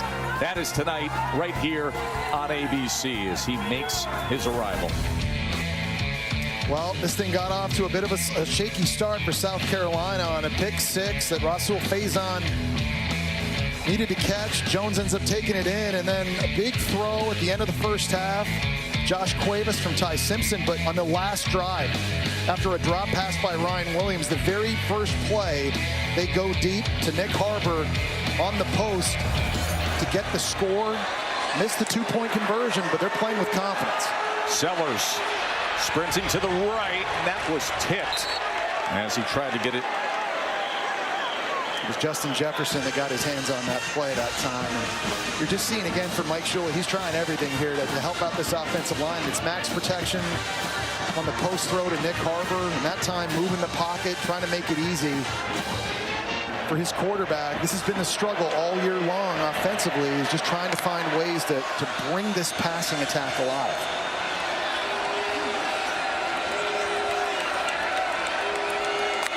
Harbor had the big moment to get them back in this game. Faison with the carry now. It'll be 3rd down from the 18-yard line. Overton with the tackle. And one thing that Kane Womack, the D coordinator for Alabama, has done more and more as the season has gone on is blitz. He is bringing linebackers. He's bringing safeties. And in situations like this, he's trying to simulate pressure. He's going to stunt and twist guys up on the defensive line, try and confuse South Carolina's O-line and see if they can create a space and a gap to run a guy through to get to Sellers. Kane knows they've struggled with movement and pass protection this year. 3rd down and 7. Here comes the pressure. Sellers gets rid of it and has a first down. It's Jordan Dingle, his tight end. And that's a great job by Sellers that time, just beating the blitz with the throw. Xavier Brown is running in unimpeded from the 2nd level over here. And he's just going to find Dingle, the Kentucky transfer. He does a really nice job just setting down right in the middle of that zone. Faison, and he's driven back right at the line of scrimmage that time by Keenan. Yeah, Tim Keenan at 320 pounds. And like we're talking earlier about the impact he's had. He just stones Boaz Stanley at center, right up front, right in the middle. He's able to get off of it and make the play. It's a big win for them getting him back on the field. 2nd and 9. Sellers was chased back, and that's incomplete. It'll be 3rd and long.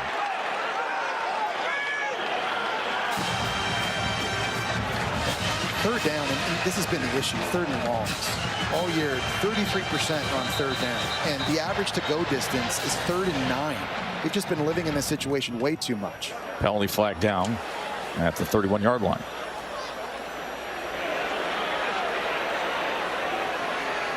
The ruling on the field is that the pass was touched beyond the line of scrimmage. Therefore, we have an eligible player downfield. Offense, number 52. The penalty is declined. It'll be 3rd down. I think that time there were actually 2 bodies downfield, Nick Sharp and Trovon Baugh, and offensive linemen are allowed to get downfield 3 yards before a pass is thrown across the line of scrimmage. That time, 2 guys. Bama declines the penalty, and here's that 3rd and long situation that they've just been living in all season. 3 for 10 on third down today. 3rd and 9, 4-man rush for Lenore. Sellers hit as he tried to throw, and it's incomplete. Yanze Pierre, who had 3 sacks against Tennessee again, he's working a stunt. Comes inside against Trovon Baugh. Right here, he's not able to get the sack, but he's able to push the guard right back into the QB. Sellers can't get a clean throw away. Give credit to the Alabama defense after the offense had the recent struggle. And their pass rush, Joe, in the last 3 games has gotten better, too. That was their big issue a year ago in the first half of this season. But these last 3 games now, they're getting a lot more consistent getting after the QB. Love punts away. And it harmlessly goes out of bounds. Well, I'm really impressed with South Carolina's defense, especially up front on the defensive line. Nick Barrett, number 93, has taken this game over. Look at this penetration, getting the tackle on Caden Proctor. Here he is beating Proctor across his face for a big tackle for loss. I know we talk a lot about Dylan Stewart. Brian Thomas has made some plays as well, but Nick Barrett has just been living in Alabama's backfield in this one. Senior leader. Played 3 years and actually redshirted last year because of all the depth they had on the defensive line. Comes back bigger, better, vocal voice, and now proving it with his action on the field.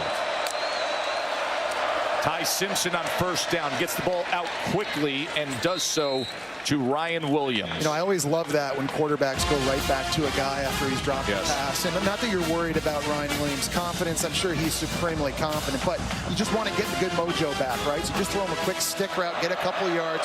Here we go. 7-yard reception for Williams. Jan Miller now out of the backfield as a flag is down as Miller takes it ahead for what now is a first down for Alabama, but the flag's back at the 23.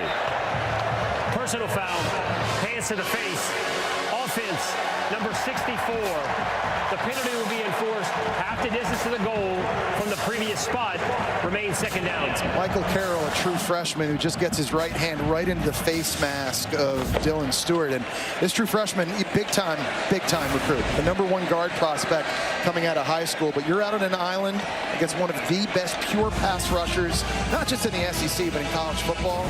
And you are going to have your hands full.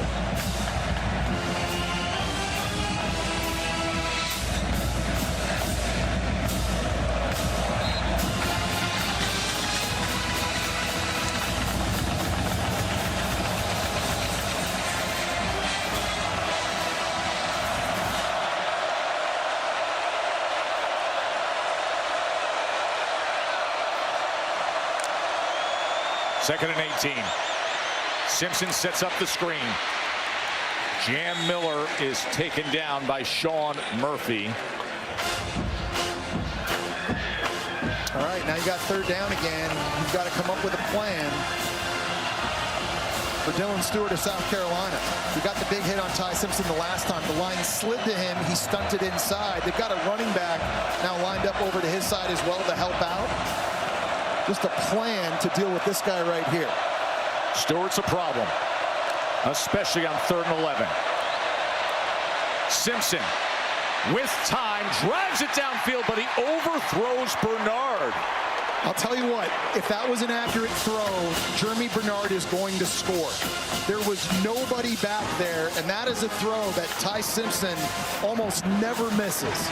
He is going to be sick when he watches the film tomorrow. Bernard here wins on the in-breaking route.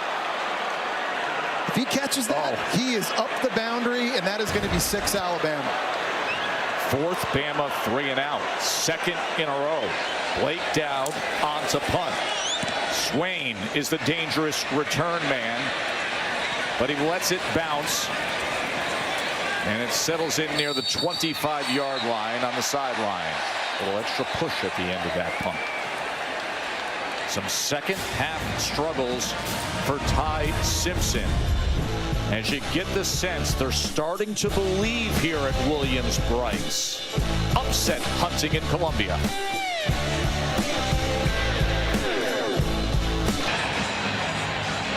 Taco Bell Litmos Student Section. Only one student section can claim the title of Litmos Student Section of the Year. Who's going to take home that trophy this year? Got some good candidates here at South Carolina. It is 14-12. The South Carolina team was struggling with their offensive line play. Struck big with a 54-yard touchdown to Nick Harbor here in the third quarter. Now gets the ball back after another 3-and-out by the Bama offense, and Sellers stays alive and able to stride his way along the sideline. Yeah, the superhuman plays he's just got to be able to make if they're going to win. Kelby Collins, the transfer from Florida that time, had a shot at him in the backfield, but he just runs so fast for a guy that's 240, and people just can't seem to bring him down. I'm telling you, he's avoided, I think now in this game, probably 55 sacks on the year. It's just crazy how well he's played. They go with the tap pass to Fuller, and Fuller trying to get to that edge for that line to gain. He's going to be very close, maybe a football short.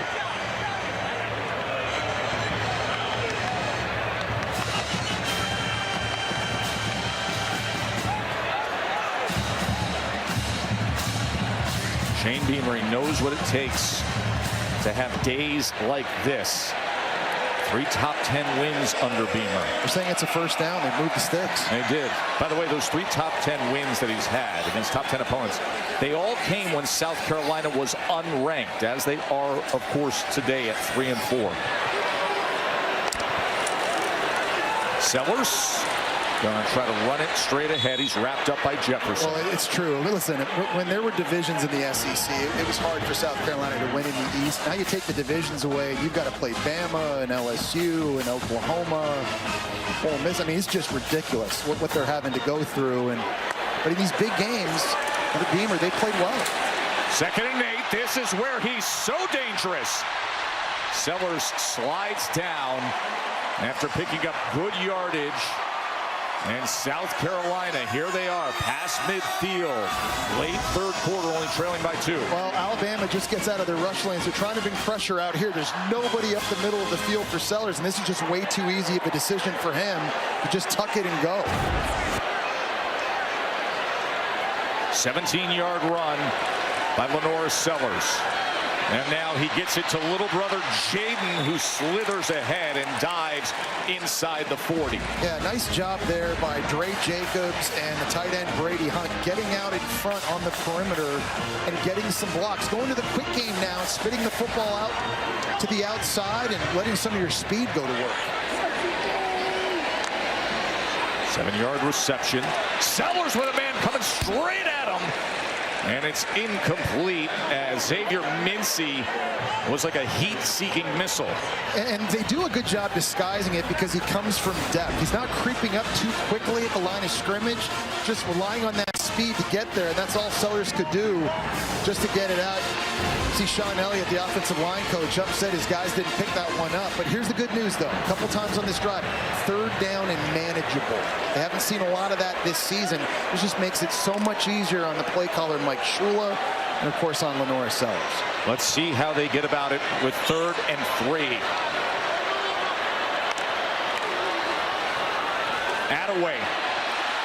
Attaway's got the first down and more, as trying to punch it out was Yanze Pierre, but it's a first down South Carolina. Boaz Stanley at center, and he's lost a few battles to Tim Keenan, but he absolutely wins this one. He's able to turn him to the left. He's able to get position and keep him walled off, and that opened up a big crease for Oscar Attaway to run through. Really nice job by the transfer from Troy, working against one of the best nose guards in the entire nation. 6-yard run by Attaway, the president of the SEC Football Players Council, and he delivers in a critical moment. Lawson makes the tackle of Attaway this time, and a flag is down.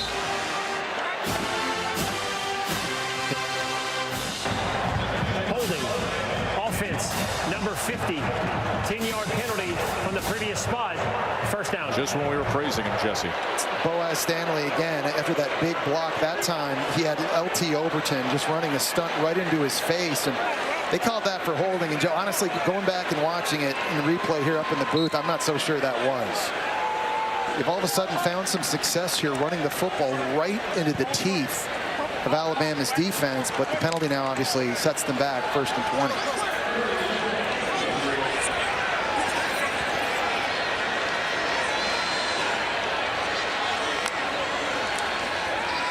Sellers, as he tries to get free, made a man miss. Man, oh man, does he have athletic ability. Well, and Mike Shula is trying a bunch of different things to give him help. He brought Jordan Dingle, a tight end, in motion that time to try and seal the edge on Yanze Pierre, and it actually worked for a split second. It gave Sellers just a split-second opportunity to get into the second level. Pierre almost brings him down, but somehow, some way, the guy just never goes down. Second and a long 8 here. Away again, as he's been getting continued work. Hill Green with the tackle. So if you're Alabama here on third down, it's not even necessarily about sacking Lenora Sellers. Can you just cage him? Yes. Whether it's a 3-man rush, a 4-man rush, a blitz, can guys just stay in their lane and not let Lenora Sellers out of the pocket?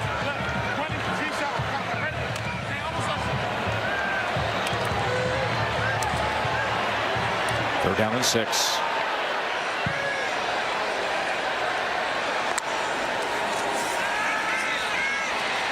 Sellers, was nearly intercepted as Zabian Brown, who was the star of last week's game with a 99-yard pick six, had a shot at it, and it's fourth down. And that's one Zabian Brown has got to be able to make. You're right. The interception last week was just so incredible. Great job high pointing. Just goes right through his hands. He's a guy that is battle tested. Started all 13 games a year ago as a true freshman. Had some ups and downs throughout his career, coming off his biggest game. And now an opportunity for William Joyce, the 6-year player, but his first year as the starter, to give South Carolina the lead. 47-yard attempt. And will you look at what we have here? Their first lead since that opening drive when they were up 3-zip. Shane Beamer is loving it, and he's seeing a lot of fight from his team. They've done an outstanding job defensively in this game. That's really the big story, but these last couple of drives now, this South Carolina offense has come alive. Really good drive there, throwing and running. Some big plays by Sellers to set up their kicker, who absolutely smokes that. William Joyce, who missed a big one earlier in the game. This one stays true, and this crowd, they are energized, and you just know South Carolina, with all the momentum now on their side, they are feeding off of this energy. Yep, there's a sandstorm here in Columbia with a 15-14 lead. We have said it time and again, take it in, because this is the sneaky great atmosphere in the SEC. I agree. As a guy who's played twice here, this is, in my opinion, the most underrated stadium and crowd in the conference.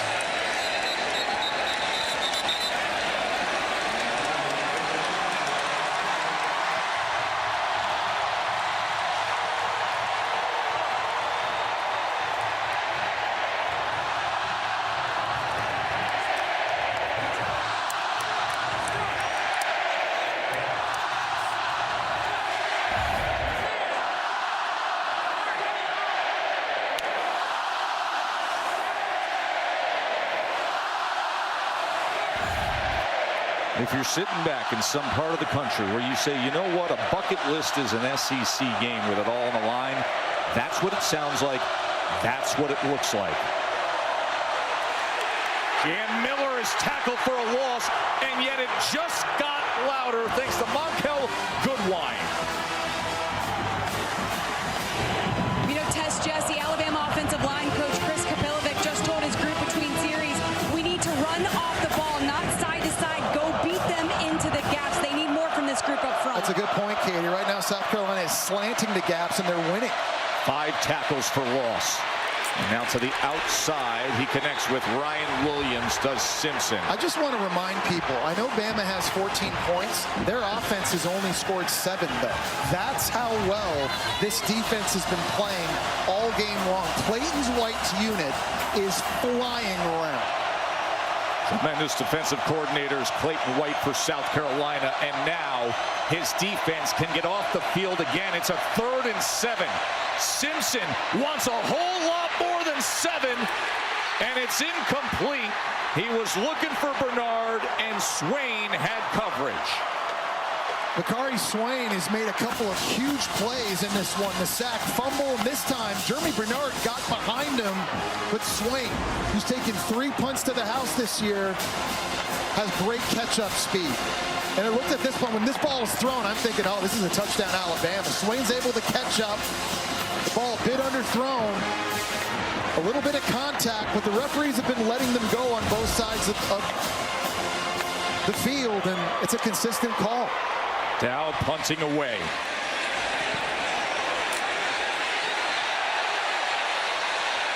There's a lot of contact down there with Swain and the Alabama coverage team. Of course, still to come, it is the showdown for Texas A&M. They're 7-0. They're 4-0 in the SEC. But Coach Kelly has the LSU Tigers there at home under the lights and ready to go. LSU and Texas A&M coming up right here on ABC. Obviously suffered a big-time loss last week in a game you, Katie, and I saw up at Vanderbilt, and an opportunity now against number 3 ranked Aggies. Turn it around. By the way, Alabama, Jesse, their 5th 3-and-out moments ago. Their 3rd in a row. This South Carolina defense, time and again, is getting the ball back to Lenoris Sellers and the Gamecocks offense in this drama-filled second half.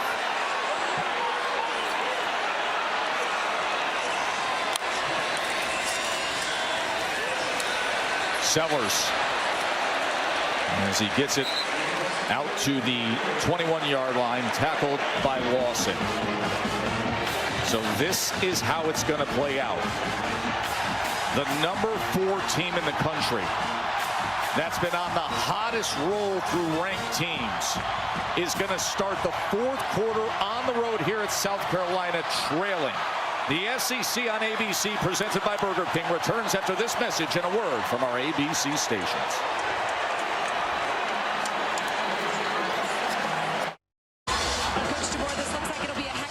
What do you need to see from both sides here in this final quarter? Well, we gave up the one play, really, defensively. Otherwise, we've done a nice job of the game.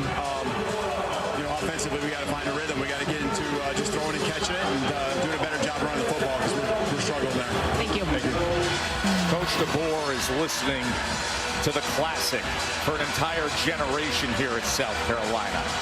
The Euro Dance Trance Classic Sandstorm that takes over this place on days like this. We are starting the 4th quarter with Lenoris Sellers on the go and South Carolina with a 1-point lead. And for them to keep that lead, they just got to keep these 3rd downs manageable and give them an opportunity. And I love just putting the ball in Lenoris Sellers' hands here. He's the best athlete on the field. So whether it's running the football, whether it's getting him on the move, giving him run-pass options on the outside, put the ball in the hands of your best player and go win the game. A year ago at Alabama, he nearly led a comeback in the final seconds. Here, he has the lead in the final quarter. 3rd and 4.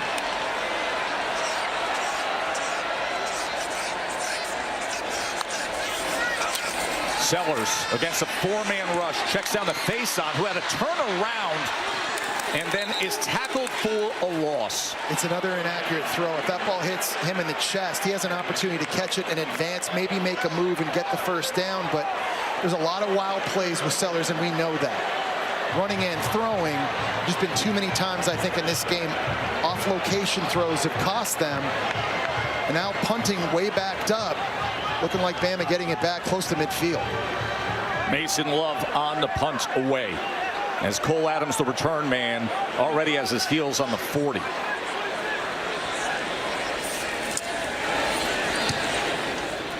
Love with a knuckler. A lot of contact there. South Carolina jumps on it, claiming it is their ball. And it is! The ball hit an Alabama player. Is the ball hit a kicking team player? Correction, a receiving team player recovered by the kickers. 1st down, South Carolina at the spot of recovery. Nick Harbor was down there to jump on it. What a moment, Jesse.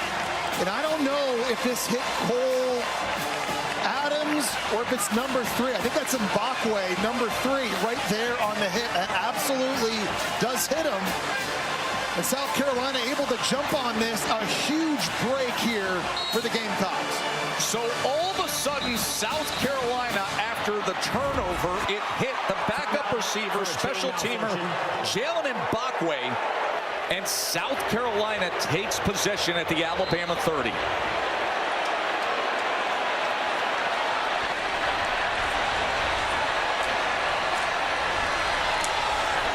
Fuller probing straight ahead, and he's tackled by Overton. It's interesting, Joe. Early in this game, we were talking about the miscues from South Carolina shooting themselves in the foot. Alabama has done that as well. Sack fumble on Ty Simpson. Ty Simpson missing an open Jeremy Bernard on a play that's going to score here recently. And then that play right there on special teams, they're starting to do the things that teams do to lose games. One of the best turnover margin teams in the country. Now going the other way today. 2nd and 8. Sellers thinking about running it himself. Escapes that pocket collapsing and then takes Bray Hubbard for a ride. As at the end of that play, the players jumping ahead on that ball, but they're going to mark him down at the 20.5-yard line. Lenora Sellers that time breaks tackles from James Smith, from Yanze Pierre, and from Justin Jefferson.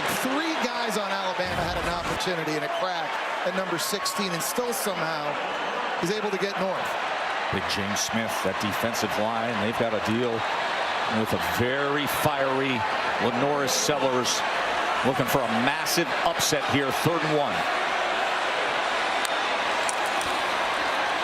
Fuller. He is tripped up, wrapped up, but drives ahead. He backed right into the defensive line, and the leg drive earned them the first down. Well, Deontay Lawson had a shot at him in the backfield, and Fuller was able to break that tackle and then just showed great leg drive, as you said.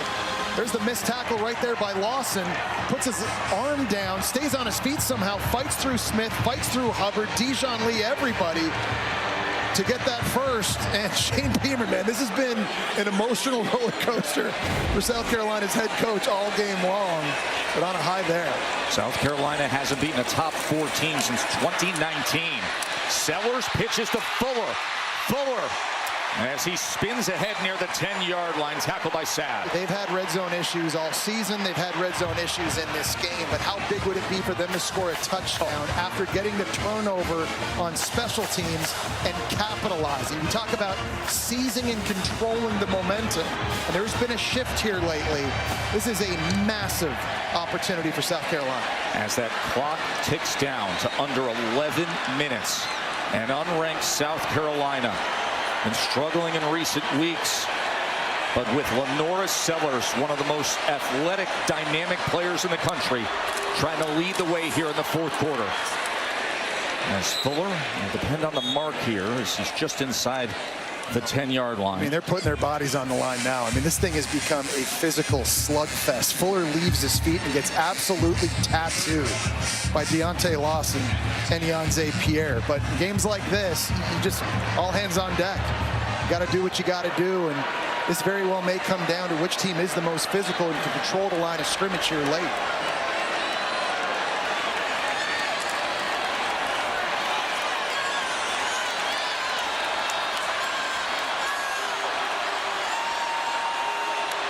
They're down and 1. Sellers to the outside. Lenoris to the end zone.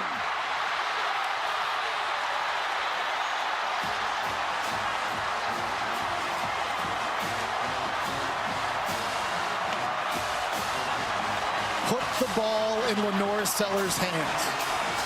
The best athlete on the field. He's got to have it on this zone read play. The fake to Fuller draws Damani Jackson and Yanze Pierre inside. There's just green grass for Sellers to take advantage of to the outside. The run fake here freezes these 2 defenders. That's all the space Sellers needs.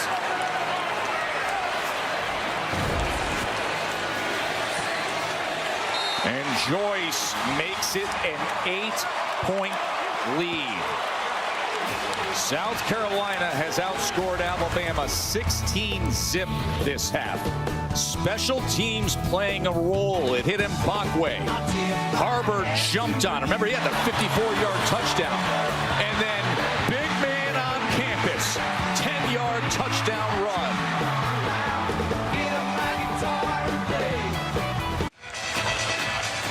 This is SEC All Day, presented by IHG Hotels and Resorts. Ole Miss, Oklahoma put on a show. Alabama and South Carolina is a potential shocker, and we still have the Aggies and Tigers to come. Rico Scott on the return.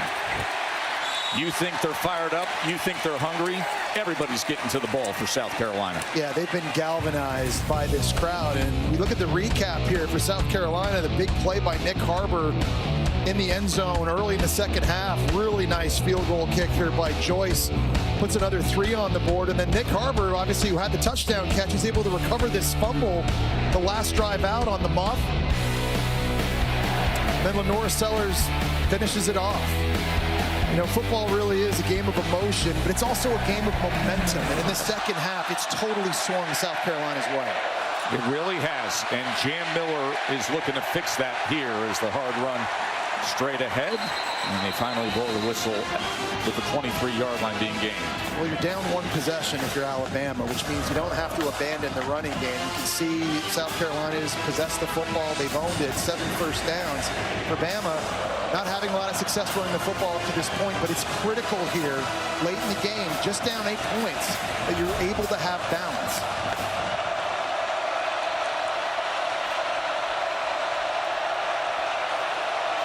Second and 7 as Cuevas, the tight end, splits all the way out. And they bring the receivers in.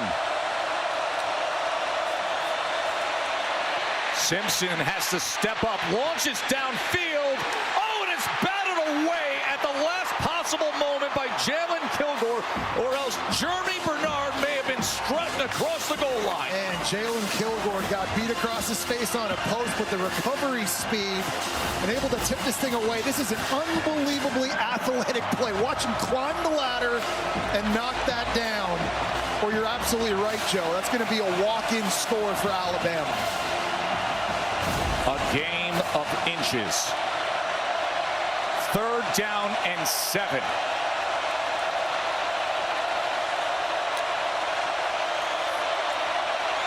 Simpson, he pumps, then he strikes, and he gets it complete to Bernard, and it's a first down tie. And just the poise by Ty Simpson. He's been doing this all year on the critical down and distances. 3rd down. No quarterback in the conference is throwing more completions.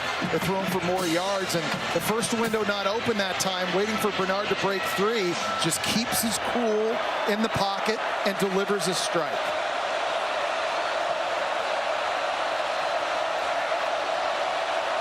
A 13-yard reception by Bernard. For Alabama, first down.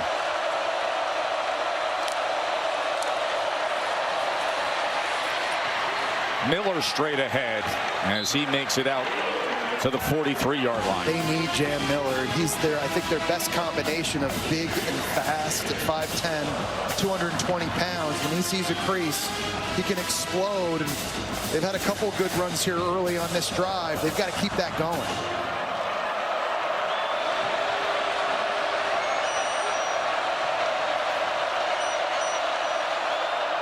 Empty set for Simpson on 2nd and 4.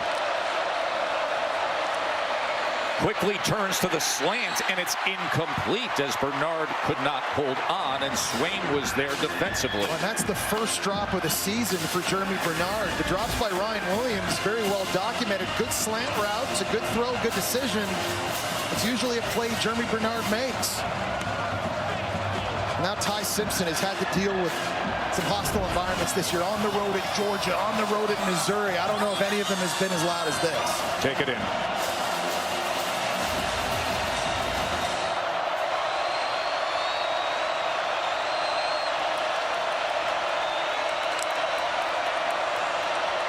Third and 4.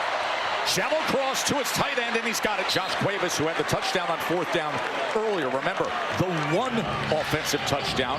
There was a really bobbled ball, tip ball, pick 6 to start the game for Bama. Well, a nice route here by Josh Cuevas. This is called a whip route. He's going to look like he's running a drag inside. The linebacker, that time Johnson, tries to jump it. And then Cuevas puts his foot in the ground and gets back outside. Good, accurate throw right at the sticks. Gives them a fresh set of downs.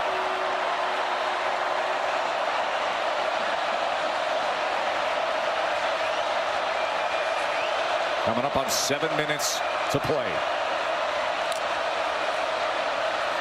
Daniel Hill, as he takes advantage of the block, and at 244 pounds, running downhill for a tied first down.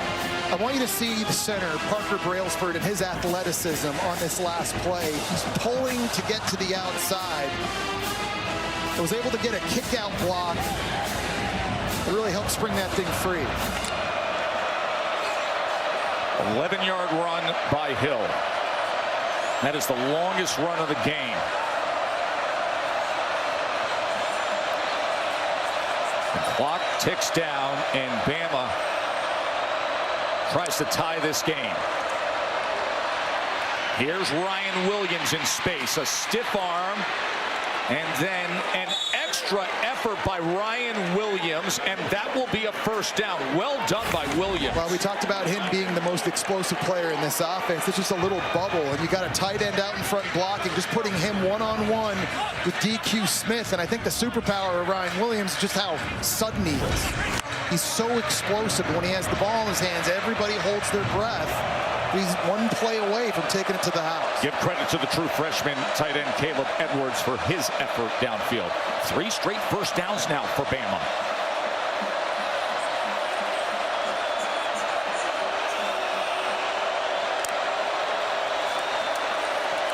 Simpson sets up the screen. Here's Daniel Hill with blockers in front as he is met and taken down by Okoronkwo. He's made a bunch of plays in the pass game, and Ryan Grubb told us that for a big guy, he's got incredibly soft hands. We've seen him make some plays out wide on scramble plays, breaking tackles. That time, they set up the screen behind Cam Dewberry. And the true sophomore Hill, he's getting it done, not just running it, but he's played a bigger part in this game, I think, catching the ball.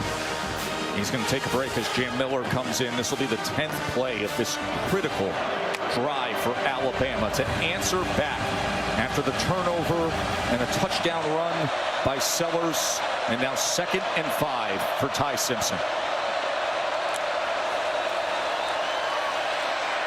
Simpson checks down to Miller. Miller gets around Cuevas, and Miller lowers the shoulders and makes a statement as Alabama's on the go. Yeah, he ran right through Peyton Williams that time outside. And this drive is starting to look like the drives we've seen all season. Owning the football, owning possession, bleeding the clock. They came into this thing with a time of possession of 33 minutes and 36 seconds a game, second best in the conference. Finally, Alabama's starting to look like what we've seen all year. Play action. Simpson. He's going to tuck and run. Simpson inside the 10-yard line. Good awareness. That's been one area he's struggled on plays where he gets to the outside and he's tried to throw the football when he should just run and get what he can. And this time on the bootleg, maybe a receiver out in the flat. You got Proctor all the way out there. Look at 74 blocking against Brian Thomas to try and give Simpson the edge. Buys him the time. Put this thing now inside the 10-yard line.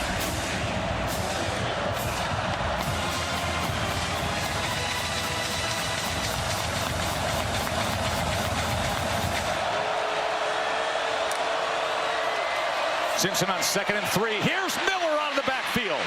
Made a man miss inside the 5 and then taken down at the 2. It is 1st and goal, Alabama. And that is a good tackle by DQ Smith because South Carolina's blitzing. Ty Simpson's hot, and he finds his answer out in the flat to Jam Miller. Someone's just got to make a tackle. Bakari Swain not able to get it done right there, but DQ Smith in his 42nd start makes a big stop here. Progressive pylon cam. Here's your view as he is taken down at the 2-yard line. Double tight ends as they shift Cuevas and Edwards to the left side. Miller is met and tackled for a loss. That was J.R. Johnson. And he just absolutely shoots the gap. Cam Dewberry's trying to climb up to him, but he's just not going to get there in time. Here he is. Dewberry's trying to get this block. He's just way too fast in the crease. Really good instincts that time. Getting a big TFL on Jam Miller. Clayton White's defense has 6 tackles for loss against Alabama. 2nd and goal. Jeremy Bernard lined up in the backfield. This is an area where they like to hand him the football. 2nd and goal, Simpson. Here is Bernard, and there is the end zone.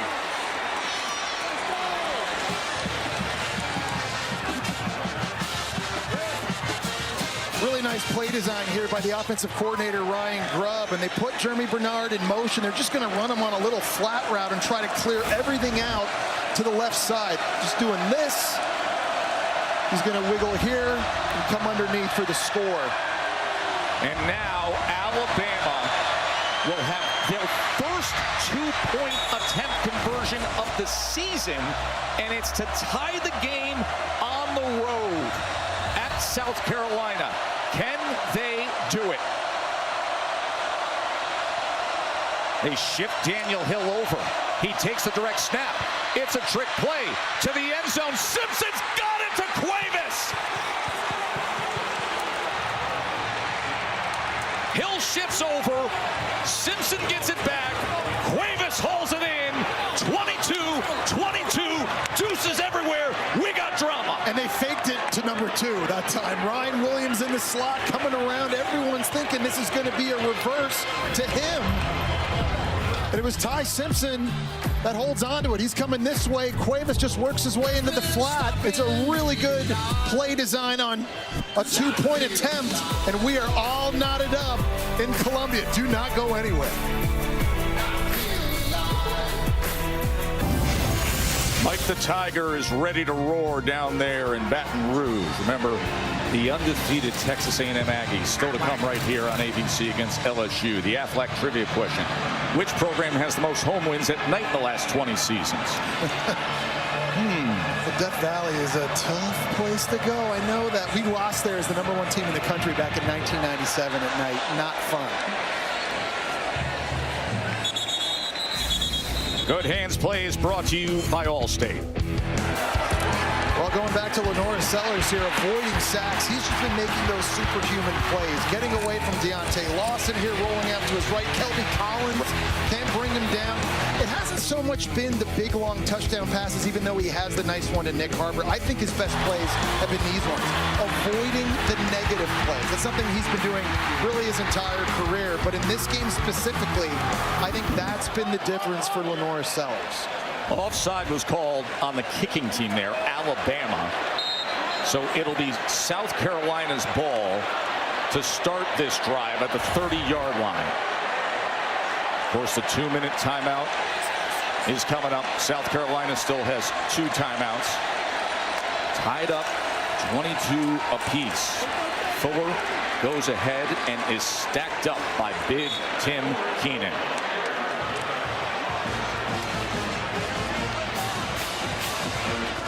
Going to have the 2-minute timeout to discuss if you're South Carolina. 2 timeouts in your back pocket still. Trying to get into field goal range. See if you can steal this win. Can the #4 team in the country stay pretty here in Columbia? This is a wild scene here at Williams-Brice. We'll get to that in a moment. This beehive as everybody's circling down to field level. Aflac trivia answer. We asked which program has the most home wins at night in the last 20 seasons. You know what happens in Death Valley at night, and we will see if Texas A&M finds that out when they play at LSU in moments here on ABC. But here's the situation here. 2-minute timeout coming off of it. South Carolina with the ball. Unranked. Been struggling. They found themselves in the second half.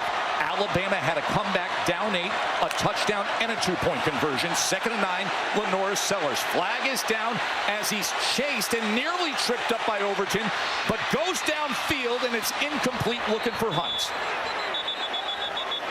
Well, a wild sequence there. A little bit of a flinch up front from Alabama. Offside. Defense, number 23. In the neutral zone at the snap. 5-yard penalty.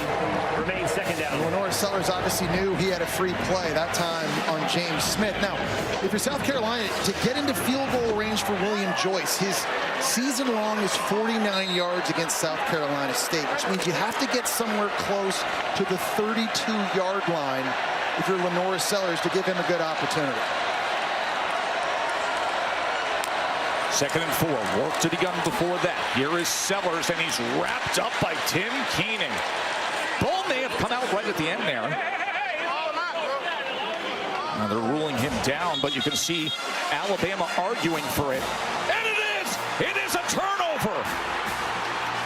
As Deontay Lawson... The ruling on the field is a fumble recovered by the defense. First down, Alabama. Watch the wrestling match with Tim Keenan at 320 pounds and Lenoris Sellers, and Lawson was quick to be right on it. It was Tim Keenan who made the contact initially, and he's in there ripping with his hands. You see Deontay Lawson ripping at it as well. It seems the ball does come out, and Tim Keenan doesn't even know he's on it. He's literally sitting, laying on the football. Deontay Lawson's yelling at him like, dude, the ball's underneath. Incredible play by Deontay Lawson to realize the situation. The ruling on the field is a fumble recovered by the defense. The previous play is under video review. And I think the ball came out before Lenoris Sellers' right arm and hit the ground. I think this is going to be a turnover for Alabama. Could not have come up with a bigger play in a bigger moment from a guy in Tim Keenan who, remember, missed the first 3 games. He's a team captain, he's a leader, and he's one of their biggest playmakers. You can't make a bigger play than that right there. Listen, we know what you saw, but let's get extra eyes on this. Our rules expert, Matt Austin. Matty, what do you got?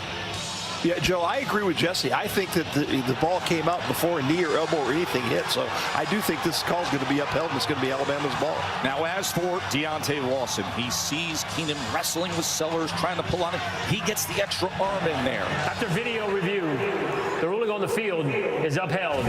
First down, Alabama. As big of a play as you can make. Deontay Lawson, the forced fumble. Keenan's laying on top of it, and Bama's in business at the 38-yard line. Turnover margin has been so big for Alabama all year. 3rd best in the nation in that. Remember, pick 6 in the first quarter of this game by the defense. And they force a massive fumble here late now, giving the football back to Ty Simpson on South Carolina's 38-yard line.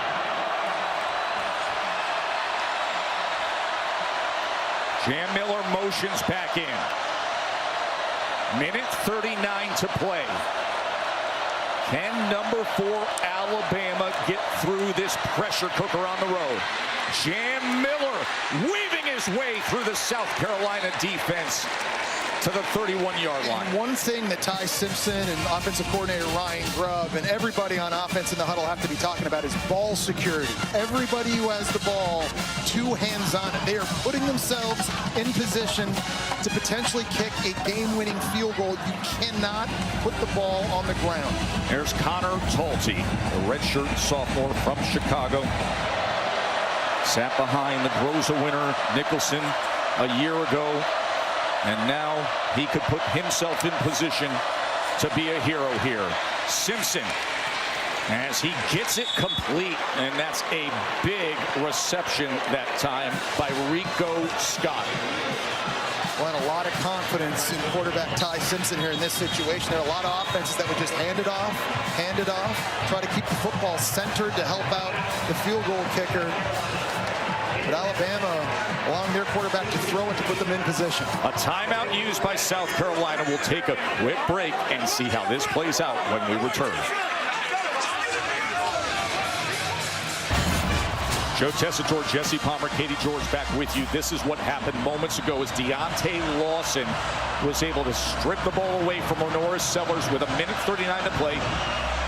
And now that man on the left, Connor Talty, will he get a chance to try to win it for Alabama? An attempt would be his first career go-ahead 4th quarter field goal attempt. Simpson.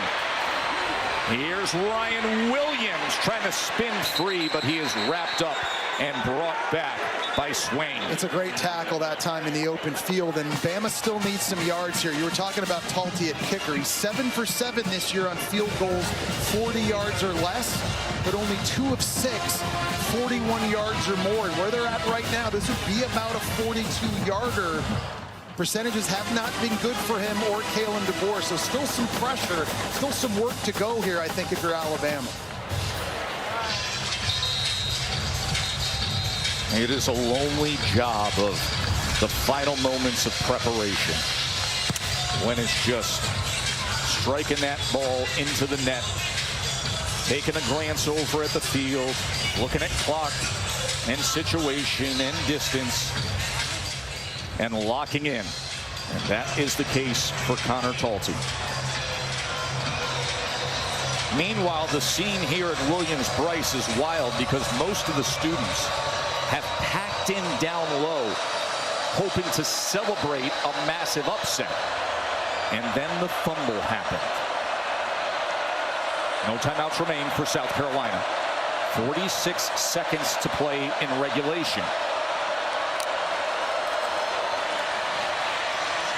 There's a slant, and it's incomplete. Rico Scott could not corral it. We saw Jeremy Bernard drop a slant earlier in this game. That time it's Rico Scott. Obviously, the Ryan Williams drop as well. This is a tight window throw. And that's just one Rico Scott has got to be able to make. Drops have really hurt Alabama now in the passing game. And so for this play call here, 3rd and long, I think one thing you've got to be thinking about if you're Ryan Grubb is how do we get the ball centered in the middle of the field to help out our kicker, Connor Talty. If we can't pick up the first, can we at least put it in better position? Jeremy Bernard is lined up in the backfield at quarterback before they utilize the timeout.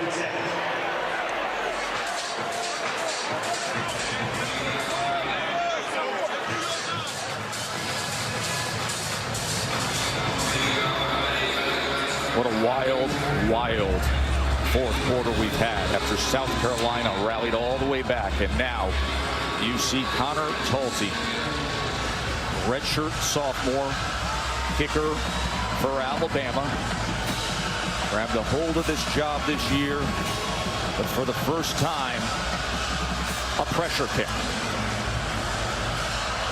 A potential game winner. That last time out on the field before the timeout, it was Jeremy Bernard in at Wildcat. And you just wonder if he was just going to catch that snap, just try to run to the left. He's back in the Wildcat again right now. So Jeremy Bernard with a direct snap. They fake it to Simpson, and Bernard breaks free. Jeremy Bernard! How about it?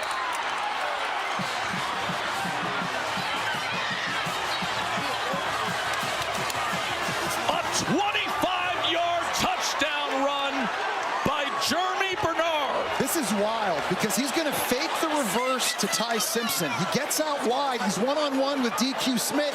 DQ Smith tries not to tackle him intentionally, thinking, hey, if we just let them score, we'll have an opportunity to get the ball back, maybe go down and seal it. Jeremy Bernard, if he just goes down in the field of play right there, that's ball game.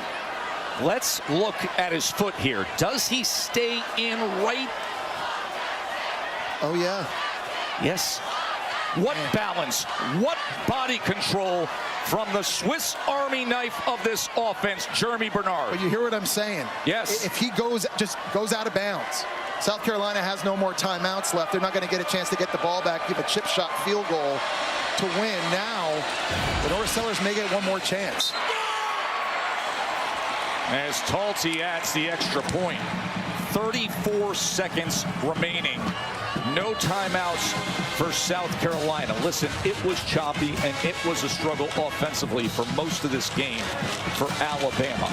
Big players play their best in big moments. No question. I go back to what Kalen DeBoer told you, Katie, and I at the start of the year when we were getting ready to watch them play Florida State. He told us, I know we have a better football team this year because I know we can handle adversity better than our team could a year ago. They've got leadership in this locker room on both sides of the football, and they've certainly faced a lot of adversity. It hasn't always been pretty, but the pick six defensively, the big turnover on that last drive by Tim Keenan, and that big-time run just now from Jeremy Bernard. Ty Simpson throughout this entire game battling. This leadership has really helped them keep an edge and fight through the adversity. Deontay Lawson was a big part of that vocal message after the upset against Florida State, saying it takes more than just showing up on Saturdays. He showed up at the right time with the forced fumble with 1:39 to play. The squib kick is fielded awkwardly by Harbor down near the goal line, and that's where the coverage unit meets him inside the 10.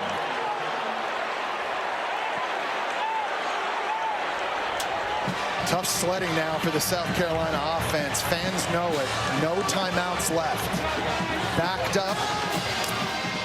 You need 7 points to send this thing into OT. And again, the offensive line, that has been a major issue for them all season long. And you just know the front three, front four from Alabama are going to be pinning their ears back. You just expect Bama to play some big soft zone coverage in behind it. Here's Sellers as he goes underneath to his tight end Hunt. Remember, no timeouts remaining. That's a great job by Bama converging and getting a tackle in the field of play. It's now wasting precious seconds and taking them off the clock. It was 22-14 South Carolina. And with 2:16 to play in the game, Simpson connected with Bernard for the touchdown, and then Cuevas for the 2-point conversion. And then moments ago, Jeremy Bernard with a 25-yard touchdown run. What a comeback by Bama in the last 2:16. Sellers. And he is brought down as Keon Keeley, who's taken much more of a central role, puts it into it. An absolute thriller here at Williams-Brice Stadium. You got to give Bama so much credit. Mental toughness, again, wasn't pretty. Could they keep their edge after beating 4 straight ranked SEC opponents without a bye week? The first team in the SEC history to do that. And the leadership and the playmakers stepped up in this game when they needed it most, and they survived here in Columbia. Katie's with Coach. Thanks, Tess. Coach DeBoer, it's not about how you start, it's about how you finish. What makes you most proud of the way your team was able to do so tonight? It's exactly that, and they're going to keep playing. And, you know, as long as they keep that mindset, you know, we're going to be competitive and have a chance in every single game. And we were great in the critical moments. There were some things that we didn't do well throughout the game, but we were great in the critical moments, and that was at the end of the game here. Deontay Lawson comes up with the biggest play of the game. What can you say about that shot that he was able to come up with? Yeah, it's huge. I mean, just, again, guys have been in the program, a guy like Deontay. I'm proud of him. I'm proud of TK. Those guys are, you know, heart and soul. I mean, they're captains. They've been here forever. These are the moments that they've worked so hard for. But I'm proud of the coaching staff. Continue to just keep these guys heading in the right direction. I'm proud of our players for continuing to fight. Congratulations on the win. Thank you. Said we were great in the critical moments. I'll take you through those critical moments. As South Carolina had an 8-point lead in the fourth quarter. And then Ty Simpson, who many had in front of a Heisman hold this week, hits Bernard.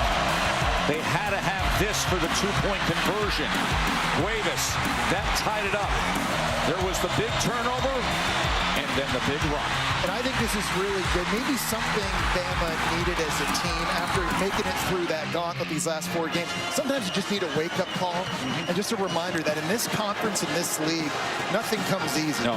If you look at their schedule the rest of the way, LSU at home, Oklahoma at home, you got to go on the road at Auburn, and they'll be favored in all those games, but it's a good reminder that they've got to bring their A game each and every week. If they do that, I really do believe the sky is the limit for this Alabama team.